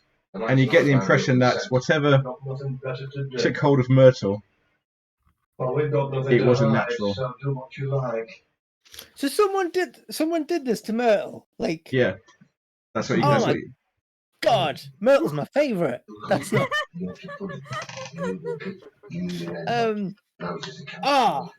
I'm positively angry. Did you say they withdrew a fang, like a tooth? Like a tooth, yeah. Yeah. So I suppose I wouldn't be able to, but did that happen? Is the idea that happened as Myrtle was exploring in that room? Someone's went and done this. Oh. Or is it just that I've got? You're not quite sure of the time frame when it happened. You can't quite see when it happened. It was very dark, but that could just be part of the vision. Yeah. It could have been a Blue Peter. Here's one we made earlier tonight.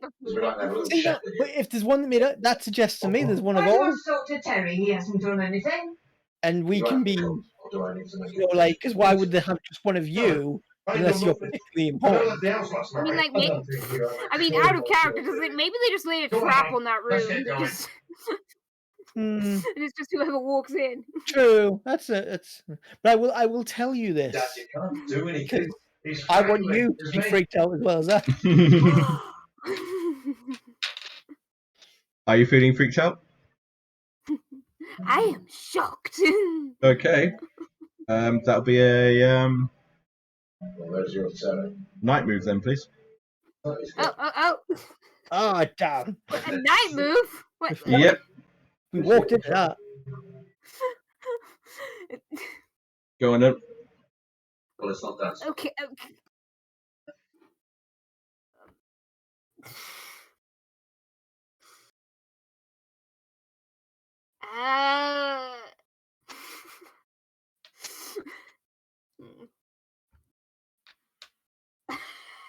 I just have to figure out something I'm afraid will happen. Something you're afraid will happen.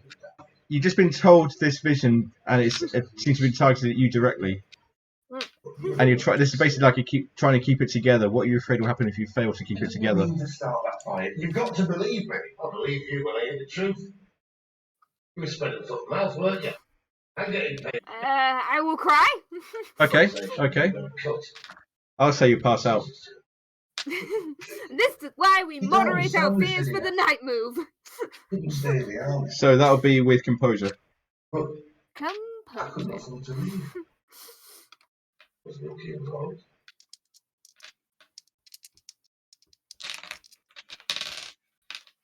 I'm using a crown. I mean, like, okay, let me check. The case. Okay, yeah, I'm using a crown.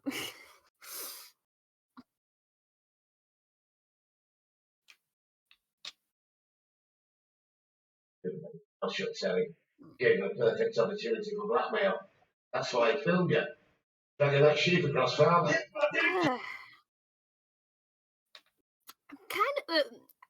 I'm okay. So, Crown of the Queen.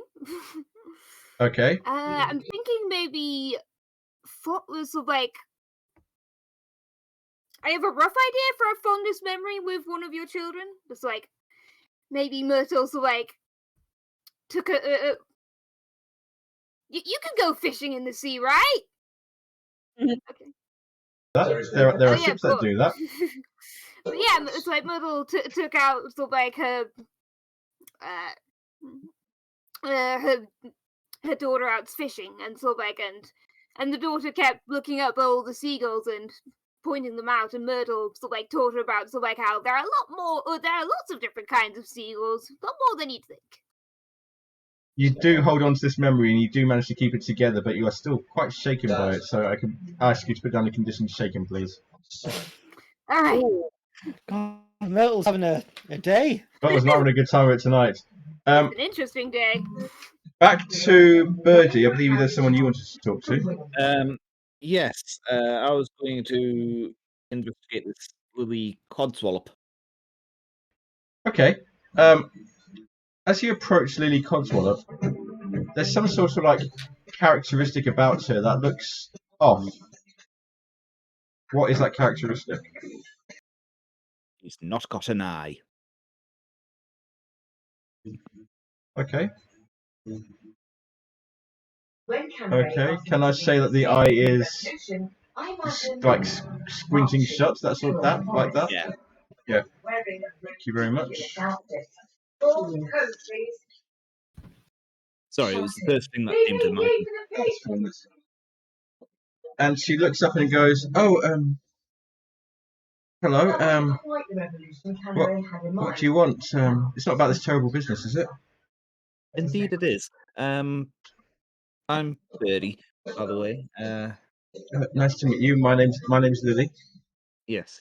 I was just talking with the young lad in the kitchen there. Come on. Have a seat. Oh, thank you. Sits down on some priceless antique chair. Yes. He said you're not from around here. It's a very small town. No, I'm not.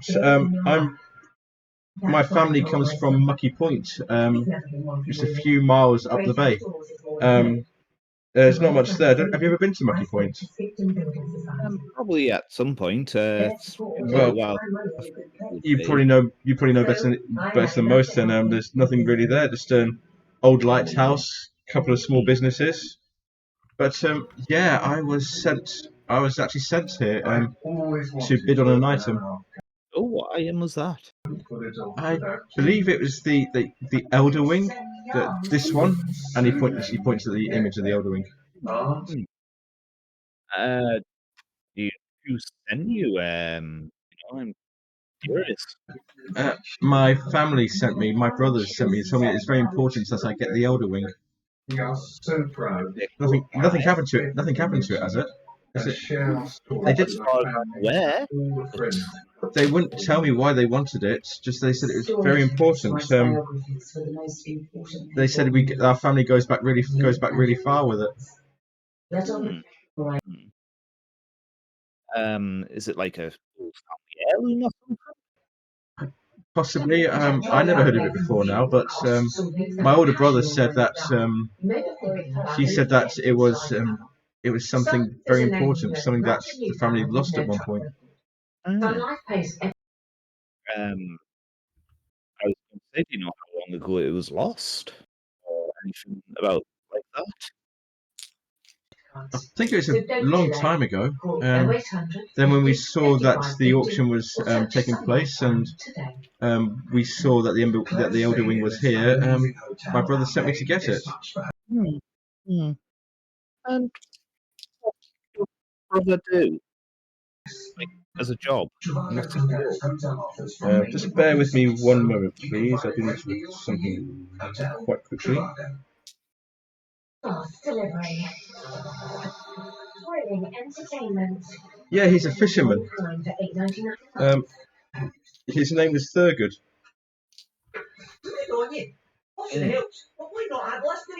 Good. Yes, and my brother George. They don't like to leave their mucky points. My brother George runs the store there.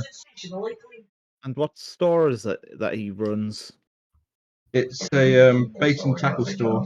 It's a big fishing village. Okay.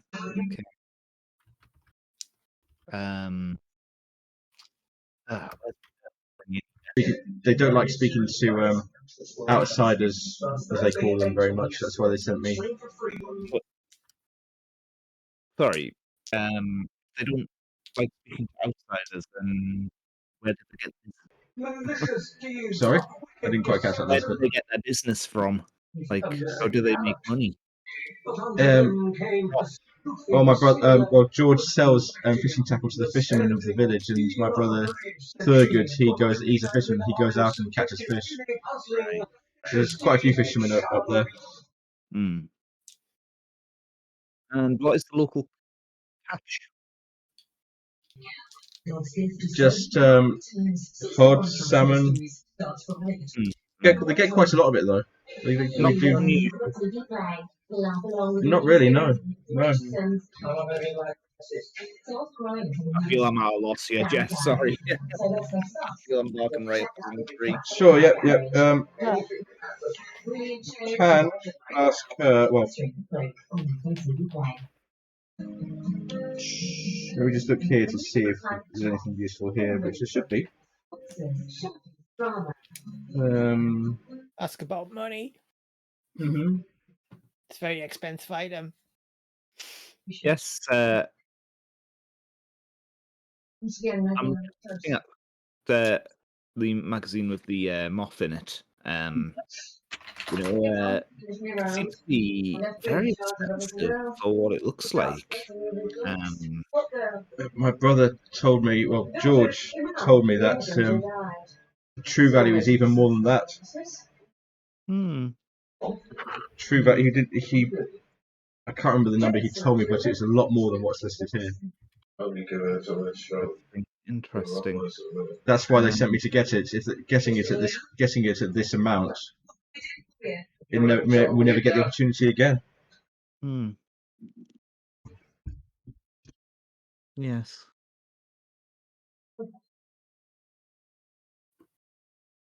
So, at this point, I would like to say that the complexity of this mystery is 7, And 1, 2, 3, 4, 5, 6, 7, 8, 9, 10, 11 clues you have. So you're currently at +4 if you wish to theorize. Would you like me to run? Would you like me to run down the clues that you have? Yes, please. Yeah.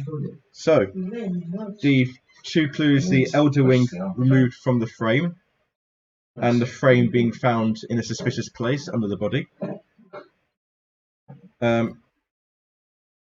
Pauline accepting a job offer somewhere else. The business card of a rival antique dealer found under the body. The cash in the tea tin. What you just learned about the true value of the Elder Wing. 30 years. Birdie was told that Pauline was worried about him finding out she lied. The muddy footprints that Pierre told you about. The unpaid invoice for the large amount of money. The napkin with the message, "I can help you with this smudged phone number." And the occult symbols on the paper.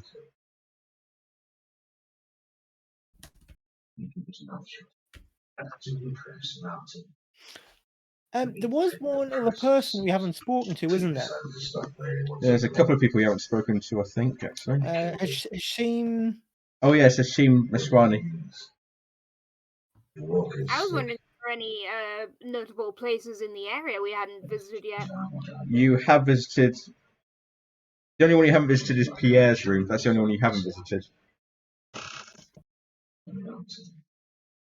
You can do if you wish, but I think you have enough clues to be able to theorize this. You've certainly got enough for a decent bonus on the theorize roll.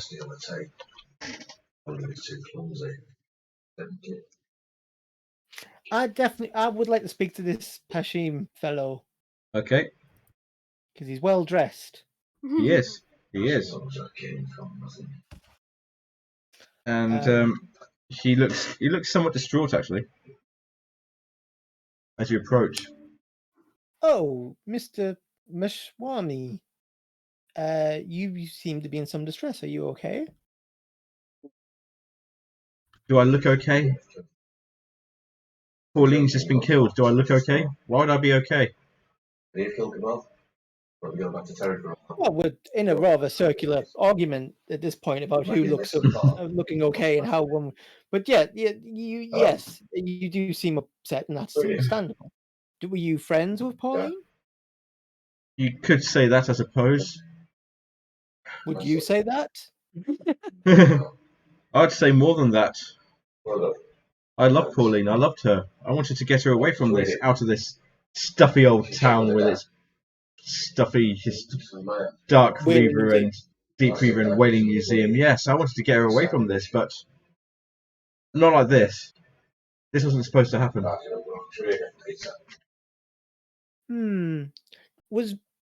And do you know Pierre, her brother? Her brother. He was keeping her here. I was trying to get her away from here.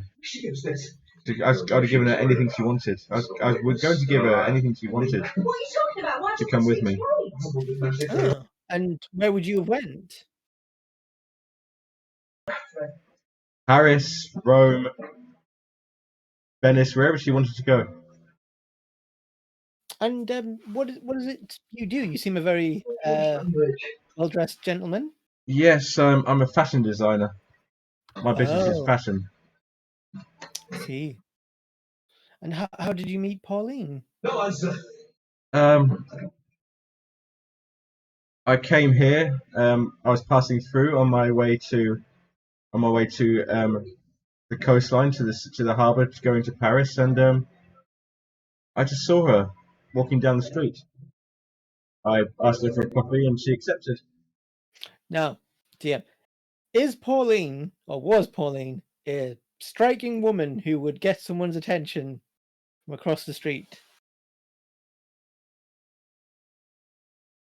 It says here eccentric, so she probably got attention not by being striking, but by I see. Being a bit odd. A bit odd, yes. Yeah. I'm very sorry for your loss. Did Pauline tell you she was at all concerned about anything, or scared, or worried? She complained about the business. She complained about her good-for-nothing brother. She didn't seem particularly scared about anything. At least not the last time I spoke to her. When was the last time you spoke to her? Oh, that would have been only this morning. Only this morning. Wow. Oh no. Yeah, that's the last time I spoke to her. I was going to try and speak to her here at the auction, but I never got the chance to.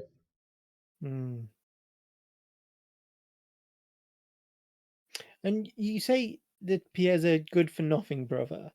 In what way? Was that just because he was keeping her here, or He just, his mind wasn't in the business. He was just focused on that silly hobby of his down at the wedding museum. That shit with a silly name. The deep breather, dark breather. Something like that. I believe it's something along those lines. Yeah. Yes, and he was particularly interested in that, wasn't? Yes. And what are your plans now? Don't know really. I suppose there's anything keeping me here now.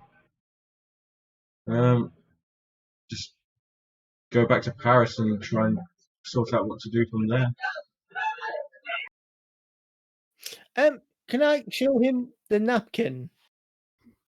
In a very similar style to the way Myrtle showed the. Yeah. Yes.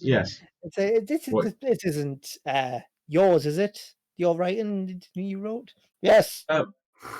My assistant Myrtle here is. No, I wouldn't have needed to give her this. She knows I would have helped her. She knows my phone number. I wouldn't have needed to give it to her like this. Where'd you get this from? I found it in a volcano. What? No, I've not seen that before. No. Weird, isn't it? It's an odd occurrence to say, but an odd thing to. But it's all true. Found it in a volcano.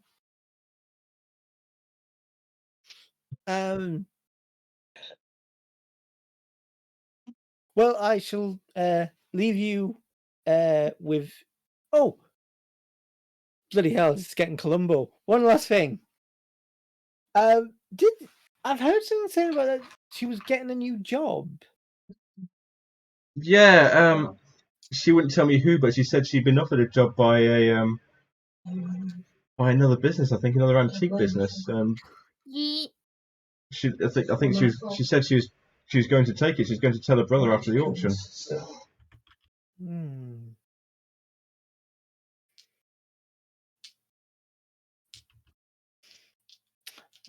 Well, good luck in the fashion business. And sorry for your loss. Oh, also, lots of people die. Death is inevitable, and my own brothers, my two brothers, they both died in odd circumstances. Marcus was hit by a car, and Travis was eaten by a shark.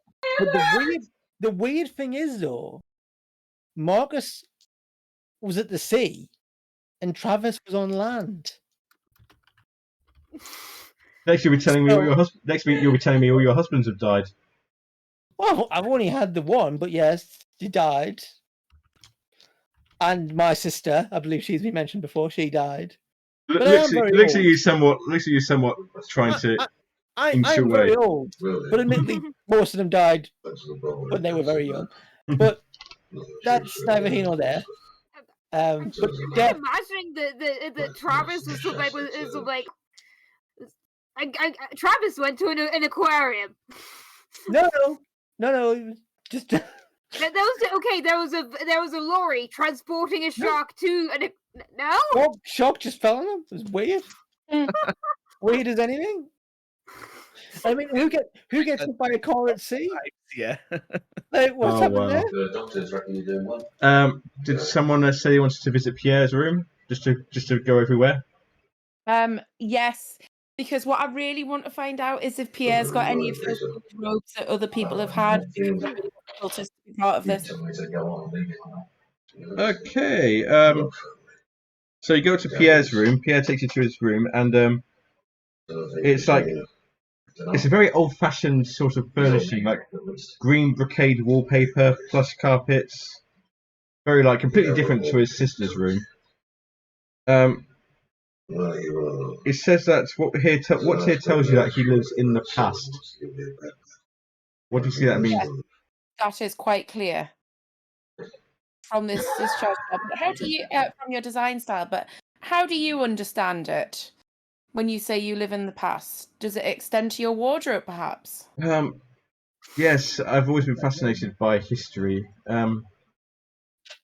I've told you this. I've been fascinated by history, and I do think that the fashions of the current day, like that you've seen that chap downstairs, that Mashwani chap downstairs, I wouldn't be seen dead wearing anything like he's wearing. I prefer to emulate the style of our illustrious forebears. Which era? 18th century seems to be a one of my particular favourites. Notice there's a slightly old-fashioned tradition in this part of wearing some sort of long black cloaks. Is that something that you've noticed or followed in store? I did miss that last bit. A tradition of what? Sorry. Long black cloaks. They seem somewhat 18th century No, to my eye. long back robes. No, I prefer my colours to be more vibrant than black. I won't be seen dead wearing black. You can try and search his room if you want to, if you wish to. Yeah, go search the room. Meddling move with composure, please. No, meddling move with presence, please. Whichever one. Choose one yourself. Reason. Well, the same because I have +1 for both of them. That's fine. So, Yeah. So what was the result? 11. Nice. Very nice. You don't find any ropes for the kickoff. You do find one of the sheets that they were used for bidding downstairs, but it's been tampered with. Ooh. As if the number that was written on it, the number that was written on it has been adjusted slightly, like a 5 becomes a 6 or a 3 becomes an 8, that sort of thing. So it's gone up, not down, though. We say it's gone up, yeah. And does it say which item it's for? Not really, no. Pierre, this is interesting. These are the ones you're using today, are they not? Yes, they are. Don't know how that could have gotten there. Not. Very uncomfortably. That's it for now. We'll bring you this front pages. Do you know what item it refers to? I'd have to look at the records. I can't say off the top of my head. Donald Trump did sexually abuse a female. No. Does it say on it who the bid was by? It would just be a number rather than a name. I think you might like to go and look at it because it's interesting that this is somebody had financial troubles. Adopted a bid here. Yes, it is. It is somewhat. Yes, it looks very uncomfortable. Has anyone else been in your room that you're aware of? Not that I'm aware of, no. So there's nothing you remember about how this got here? No, I'm afraid not, madam. Why don't we go and have a little look at the records downstairs and see if we can work out who this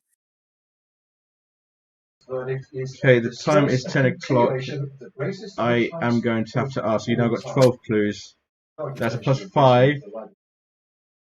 Time to theorize. Time to theorize because it is 10 o'clock and While I have no proof of it and no dark robes, which I thought was going to be the key to it, I think Pierre is involved in the weird occult.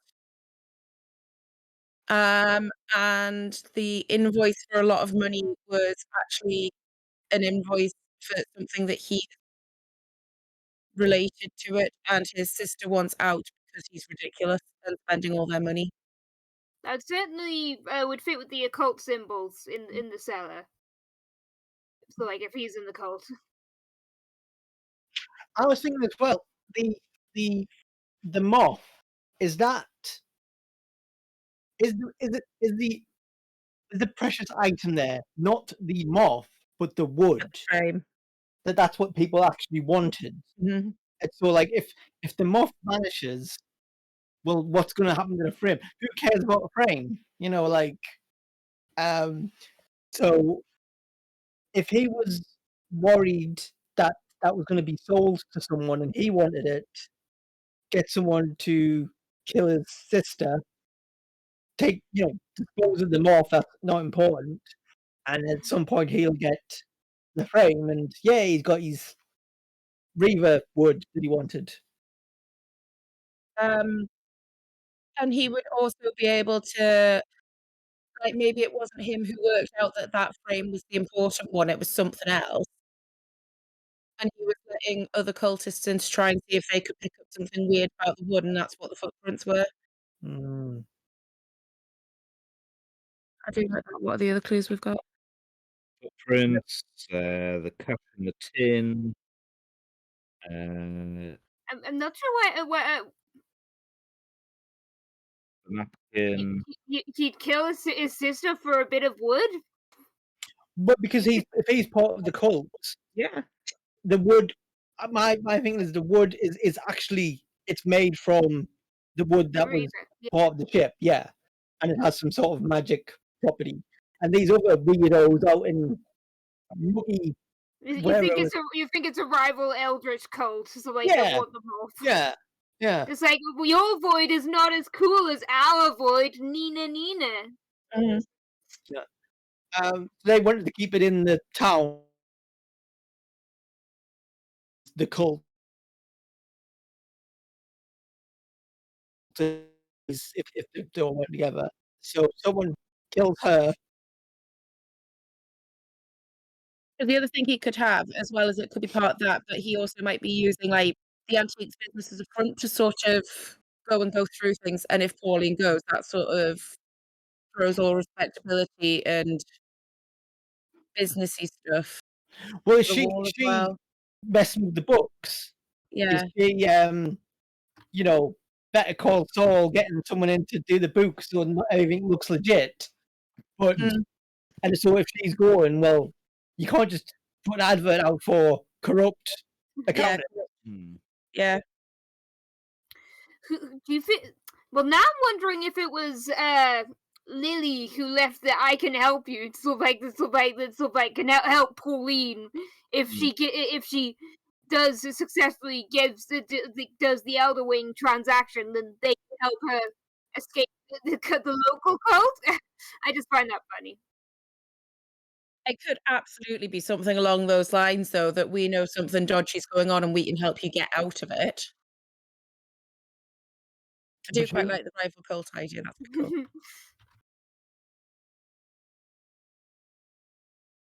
So, Lily didn't seem to know much about what was actually going on.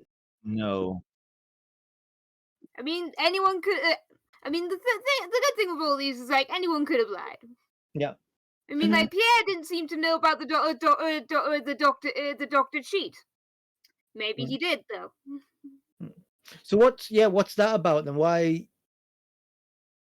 But there's been weird financial stuff with like putting money into.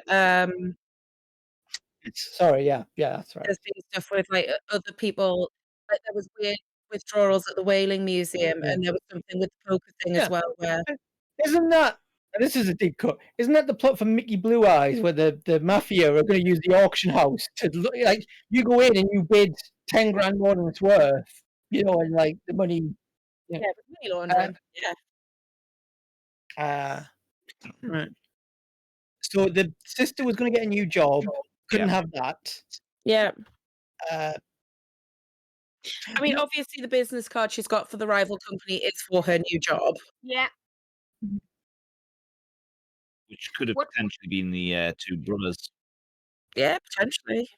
But they do tackle and stuff like that, rather than Yeah, antique. they're not an antique shop. They're tackle and stuff. What Yeah, about but I could go out and get a business card. Yeah, that's true. It could be a fake business card. Yeah, I could get a business card made saying, whatever antiques. Oh, she was being offered under false pretenses.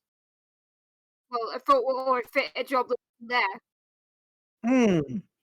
So the other cult were trying to recruit her to their cult instead. Maybe, yeah. I like it.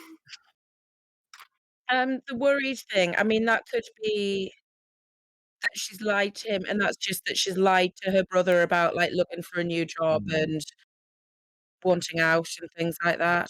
What's she going to do a Or- flip? Like, Mhm. because it seems like she's going to be going away with this guy. Mhm. So was she just like, I'm getting out of all of this cult nonsense, Mhm. and I'm just Well, going to yeah. go, Oh, she lied to the people making the job offer. Yeah. like she's just lying to everyone just to try and get out of this horrible situation. I mean, she could have been lying about, like, setting the price for this object because the brothers had said that it was Worth a lot more. worth a lot more. And she'd set it low, but said she didn't know she was undervaluing it or something like that. Oh, What is the And- deal with the cash and the tea tin? well, I was could that have been for the chef guy who's going to murder? He's the murderer. He's the The one. chef who did it. again? Yeah, We had the chef last time. it's a dodgy I was profession. going to say that because if the cult are using it, if the Brindlewood cult are using it as sort of like a bit of a front to go and look for stuff, it's in their interest to keep it going. And we know they're not afraid to use violence, so I don't think it's Yeah, they wouldn't need to hire an assassin. They all. hire an assassin. Pauline could have put that money there for a flip. If she was going to run off to Paris, Yeah. good way to store her money. I mean, like, Hashim had all the money they needed, but Maybe she wanted to be financially independent. okay. Maybe she's going to do Fair. it. We got there. Fair. So we've got two cults each vying for this item. Yep. The brother Pierre had her killed, stopped her from going to his other job, and ruining their business plans. I mean, this already ruins their business plans because the thing's gonna close, probably. True, but it's better than the rivals getting hold of it and things. The moth's just a little. It's just a moth, so it was just thrown away as if that's the valuable thing. But the real valuable thing is the wood, for the frame, which can convey magic powers or something or other. Is that enough? Do we have there? I think that's most. You've got most of the clues there. The only things I haven't heard, or at least I can't remember hearing, the muddy footprints leading into the storeroom. I think that was letting other people from the cult in so they could try and maybe ones who are more sensitive could find out. Maybe that's how they laid the magic trap on anyone who snooped around in there. It's like someone throwing a wow. no. Yes, Yeah. that's what it was. That answers that question as well about the paper with the cult symbols on it. The napkin with "I can help you." I think we talked about that. That could be. It's just it could be Lily Cosworth saying the other rival cult saying, "Hey, we can get you out of here and help you escape that cult." I'll accept that. The only one now is the unpaid invoice that you found in Pauline's room. An independent report found that it was I still go people with that. mistreatment Pierre's of bought some foreign random shit that he but they needed to end for the up, cult. it just doesn't feel like Maybe the robes are business really group expensive and he was just lying to Rose about not having them. Of course, they're right. Maybe they're woven out of fragments of the original sails from the Deep Reaver, and those sails are really hard to find these days. Oh, I'd still go with it's related to Pierre because there's been weird financial stuff with the other ones involving the cult and sort of money laundering type things. And Okay, I think I'm happy with all of that then. So that would be +5 to the theorise roll. Hey. Who's feeling brave? Hey. yeah, go on, Richard. Yeah. So what am I rolling here? 2d6 +5. +5. Hey. Right, I rolled a 7, so that's a 12. Hey. It is, yep, so you're saying it's Pierre who killed his sister? Well, Pierre, who was the mastermind behind it, at least. Yes, because he was in the room. Yeah, so he couldn't have done it, but he. So who's saying actually did it? Sorry, we should have done this One before. of the random cultists. Yeah. Okay, yep, that is. So you're fingering Pierre. Everyone was in the room, right? Everyone was just waiting here for her to come back. In that case, yeah, that's the theory we're going with, and it's at that point that Detective Inspector Dalrymple and Sergeant Cooper finally arrive. That's a long half hour. We've solved it already. Yes, Flo. Again. Why am I not surprised? All right, who was it this time? I hate your attitude. It is terrible. We are literally doing your job for you. Take you. Fine. Just who is it? Oh, not enough, obviously. Too bloody much. Fine. Just getting your salaries. Myrtle thinks the cultist is in the storeroom. Oh. Just show me who it is. Tell me what happened, and we'll get it sorted. I don't even know why I bother.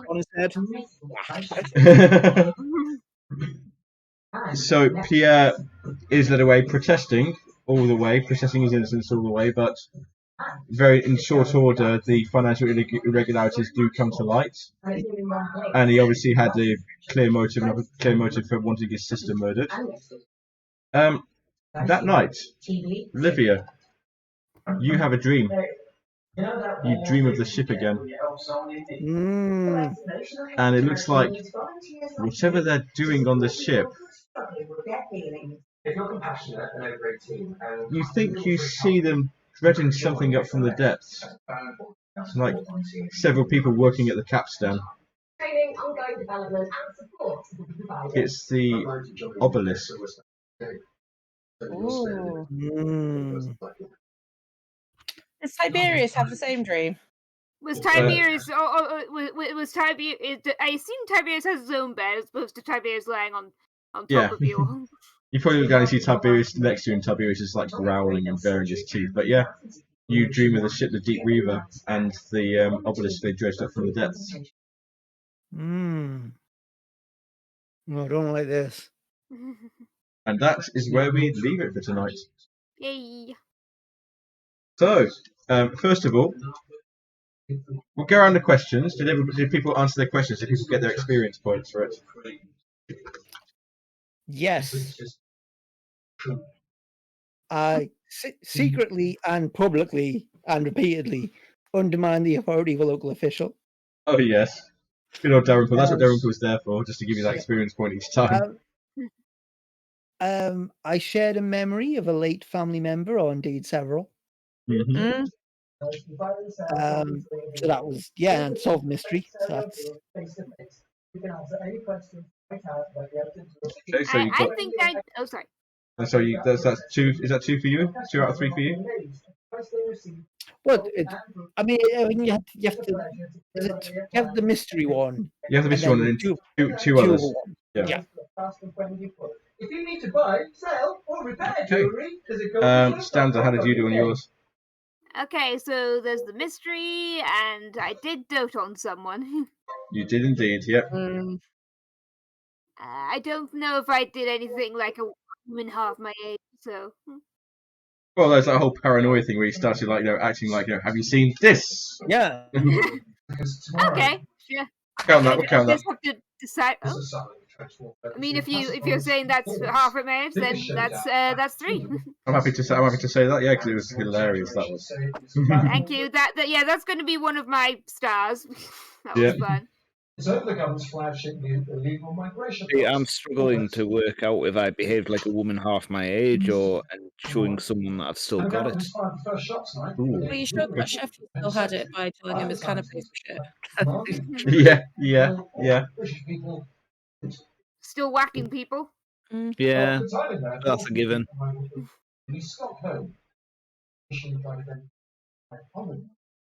With a reason for acting like a woman half my age. No, I'm struggling.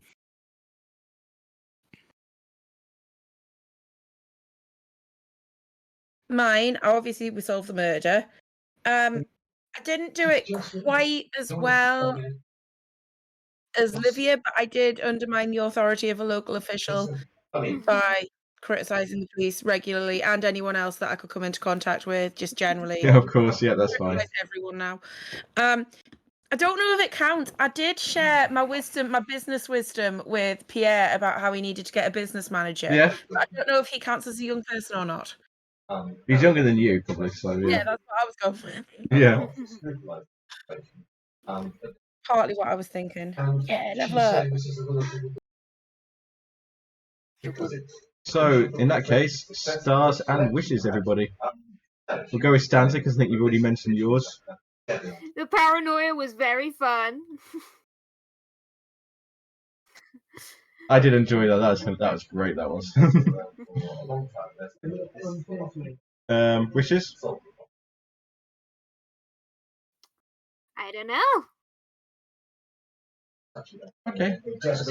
We need to use the Golden Crown mystery next time, but I partly didn't say anything because I wondered if we would roll low and have to do something else, and then we could use it right at the last minute to pull things back. You don't have to use it all the time, but it's there if when you do need it. Sarah, stars and wishes. I quite enjoyed that there was lots of culty weirdness. I loved Livia going on the boat when she picked up a bit of wood. I really liked the creepiness with that one. So yeah, that was fun. I like the prospect that we now maybe have a rival cult. That's quite fun too. Yeah, wishes just more of the same, more creepiness. Oh, I also like that it wasn't the butterfly that they were after in the end. It was the wood from the frame. That was quite good. I feel sorry for them Well, both. that's what you believe anyway. Yeah. As a player, I would be very happy if we saw them both again. Oh yeah. Oh, the moth comes back to life. I'm thinking Mothra situation. Yay! That's how it drives everyone. I mean, my silly response to the curves, the moth dragging him onto the wood is just like, oh, it's a bit small to be doing that. I know it's a bit small, but it's not that big. That's what comes out of the void. Godzilla and Mothra.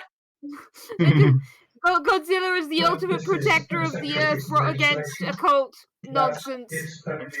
Robin? I'd probably say Myrtle's madness. Yeah. I think I wish I could remember to use Amelia What's-her-face. I want to say Watson, but that's not the name. Oh, Amelia Delacour. That's the one. Oh, The Golden Crown move. The Golden Crown. And Richard. I liked. Well, Myrtle. Trying to interrogate Tiberius was good fun. I like how all the growing creepiness and whatnot. And You finally got the pad mask. Hooray! And as for what I want to see more creepiness, more bad stuff happening to each of us for these conditions. I think that's fun.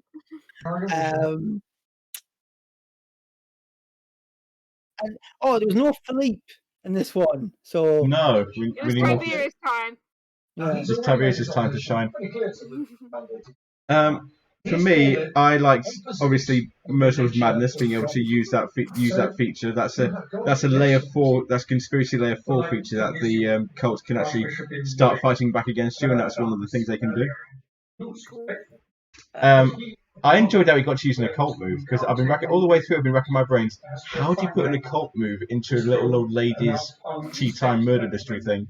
And when I saw you were focusing so much on this bit of paper with the occult symbols, that's how you do it. That's how I can do it. And that also brings in the whole casting of the sending as well. Because I'm like, how do you put that into it? So I was very glad that we managed to make that happen. I was very pleased with that.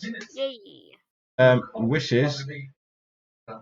Well, I've actually been getting some quite nice inspiration tonight for the final Void mystery, so I might actually go back and watch this one again to see if I can get some notes, because a lot of interesting stuff happened tonight, which I think is might come up in the next couple of episodes.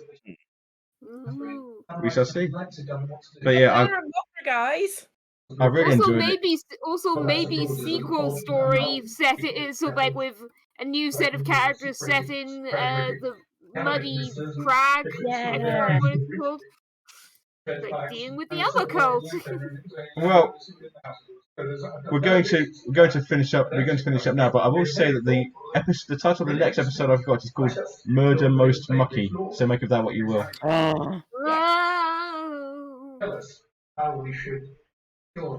Anyway, with that, it only remains for me to say thank you all very much in the chat for watching this evening. If you've enjoyed watching, please do give us a follow. It's a great way to see when we go live, a completely free way to support us. Again, I don't do this enough. I should thank Julian Arbour for allowing us to use his song, "It's a Beautiful Day in Brindlewood Bay," as our theme song. I love that as well. I really enjoyed using that, and thank you for allowing us to use that. We do have a YouTube channel where you'll be able to watch replays of this and all the other episodes of Brindlewood Bay up to date. So you can watch the story from the beginning if you wish to. You can watch any of our other shows on there that we stream. If you have have Amazon Prime account, you can get one free Twitch subscription per month. You can give it to the stream of your choice. I'd like it to be ours, but you can give it to whoever you think deserves it. We also have a Discord, which you can find below the stream and in the description of most of our videos. What have we been talking about today on Discord? What have we been talking about today? Some Marion Luigi cosplay I saw coming up. Good cake. Cakes, yeah. We saw cat birthdays. One of our members had a birthday today, so we've been all saying happy birthday for that. So you can talk about that. You can talk about this or any of our other games. We are going to be at MCM at the end of this month, so do come there. And if you see us, we'll have some of our members will be bringing crafts to sell, wood burning, crochet, lots of stuff there. Books that we've recently had printed, which I'm reliably informed are very good. So yeah. Reliably informed by a Call of Cthulhu character, no less. Just yeeted it through the fourth wall the other way. That Cthulhu character was offended that she got called hapless.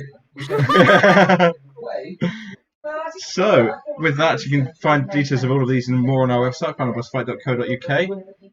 And with that, we should go to the credit screen and see what is happening. And there is a new credit screen. I don't know if I have it yet. I do have it, and that's gone horribly wrong. I need to resize that. Can I resize that quite quickly? I can't resize that quite quickly. Anyway, coming up, I need to sort that out. That's on me. Tomorrow evening, I believe that's Ben. No, that's Angel Games Players playing the new game from the publishers of Genshin Impact. Also tomorrow evening, Stans, are you in this? This is Ben Questgiver playing Sky, Children of the Light. Yeah, I'm hoping to join him, if maybe a little late. Also on Wednesday, there'll be more Diggy Diggy Hole as the crew take on Deep Rock Galactic. Rock So and you've got a stone. choice of streams tomorrow night. Everybody streams tomorrow night. Thursday, the Angel Games player will be renovating a village in Minecraft. On Friday, I think it's most people here, we're on Horror on the Orient Express. Yep. As we left our characters last time, Major Mercy and Maya Havdat were surrounded by a couple of dead, gruesomely murdered bodies, with the police banging down the door, and Maya had fainted, leaving Major Mercy to face the police on his own. So we'll find out how that goes, and what everybody else is doing at the same time. On Saturday, it's the final boss fight pub quiz, which I believe they're having a round on the language of flowers. So that's going to be very interesting. Sunday next week, we have Rime of the Frost Maiden, where we are continuing. Oh, boy, we talked about this last year. I can't remember what it was. My mind's gone completely blank now. Nautiloid, that's it. Crash Mind Flayer Ship, that's what we got up to. Yep. Crash Mind Flayer Ship, where nothing can go wrong. It's going to be a very uneventful session as we break into a crashed Mind Flayer ship. It's going to be very happy and merry, and everything will be bright and perfect. And I believe John is returning to Marvel Midnight Suns next Monday. Sorry, not next Tuesday, because next Tuesday, Richard, it's your game. You're GMing for us again. Yes, Grand Theft Auto Corner and D&D. Lots of dynamite and explosions and over-the-topness. And a cannon bear. And a cannon bear. Yeah, that's going to be fun. That's going to be fun to get through. So, with that, we shall see who is live now, who we can drop a raid into. Once I bring up the list. The world-leading piece of legislation. It's disgraceful the way that the government.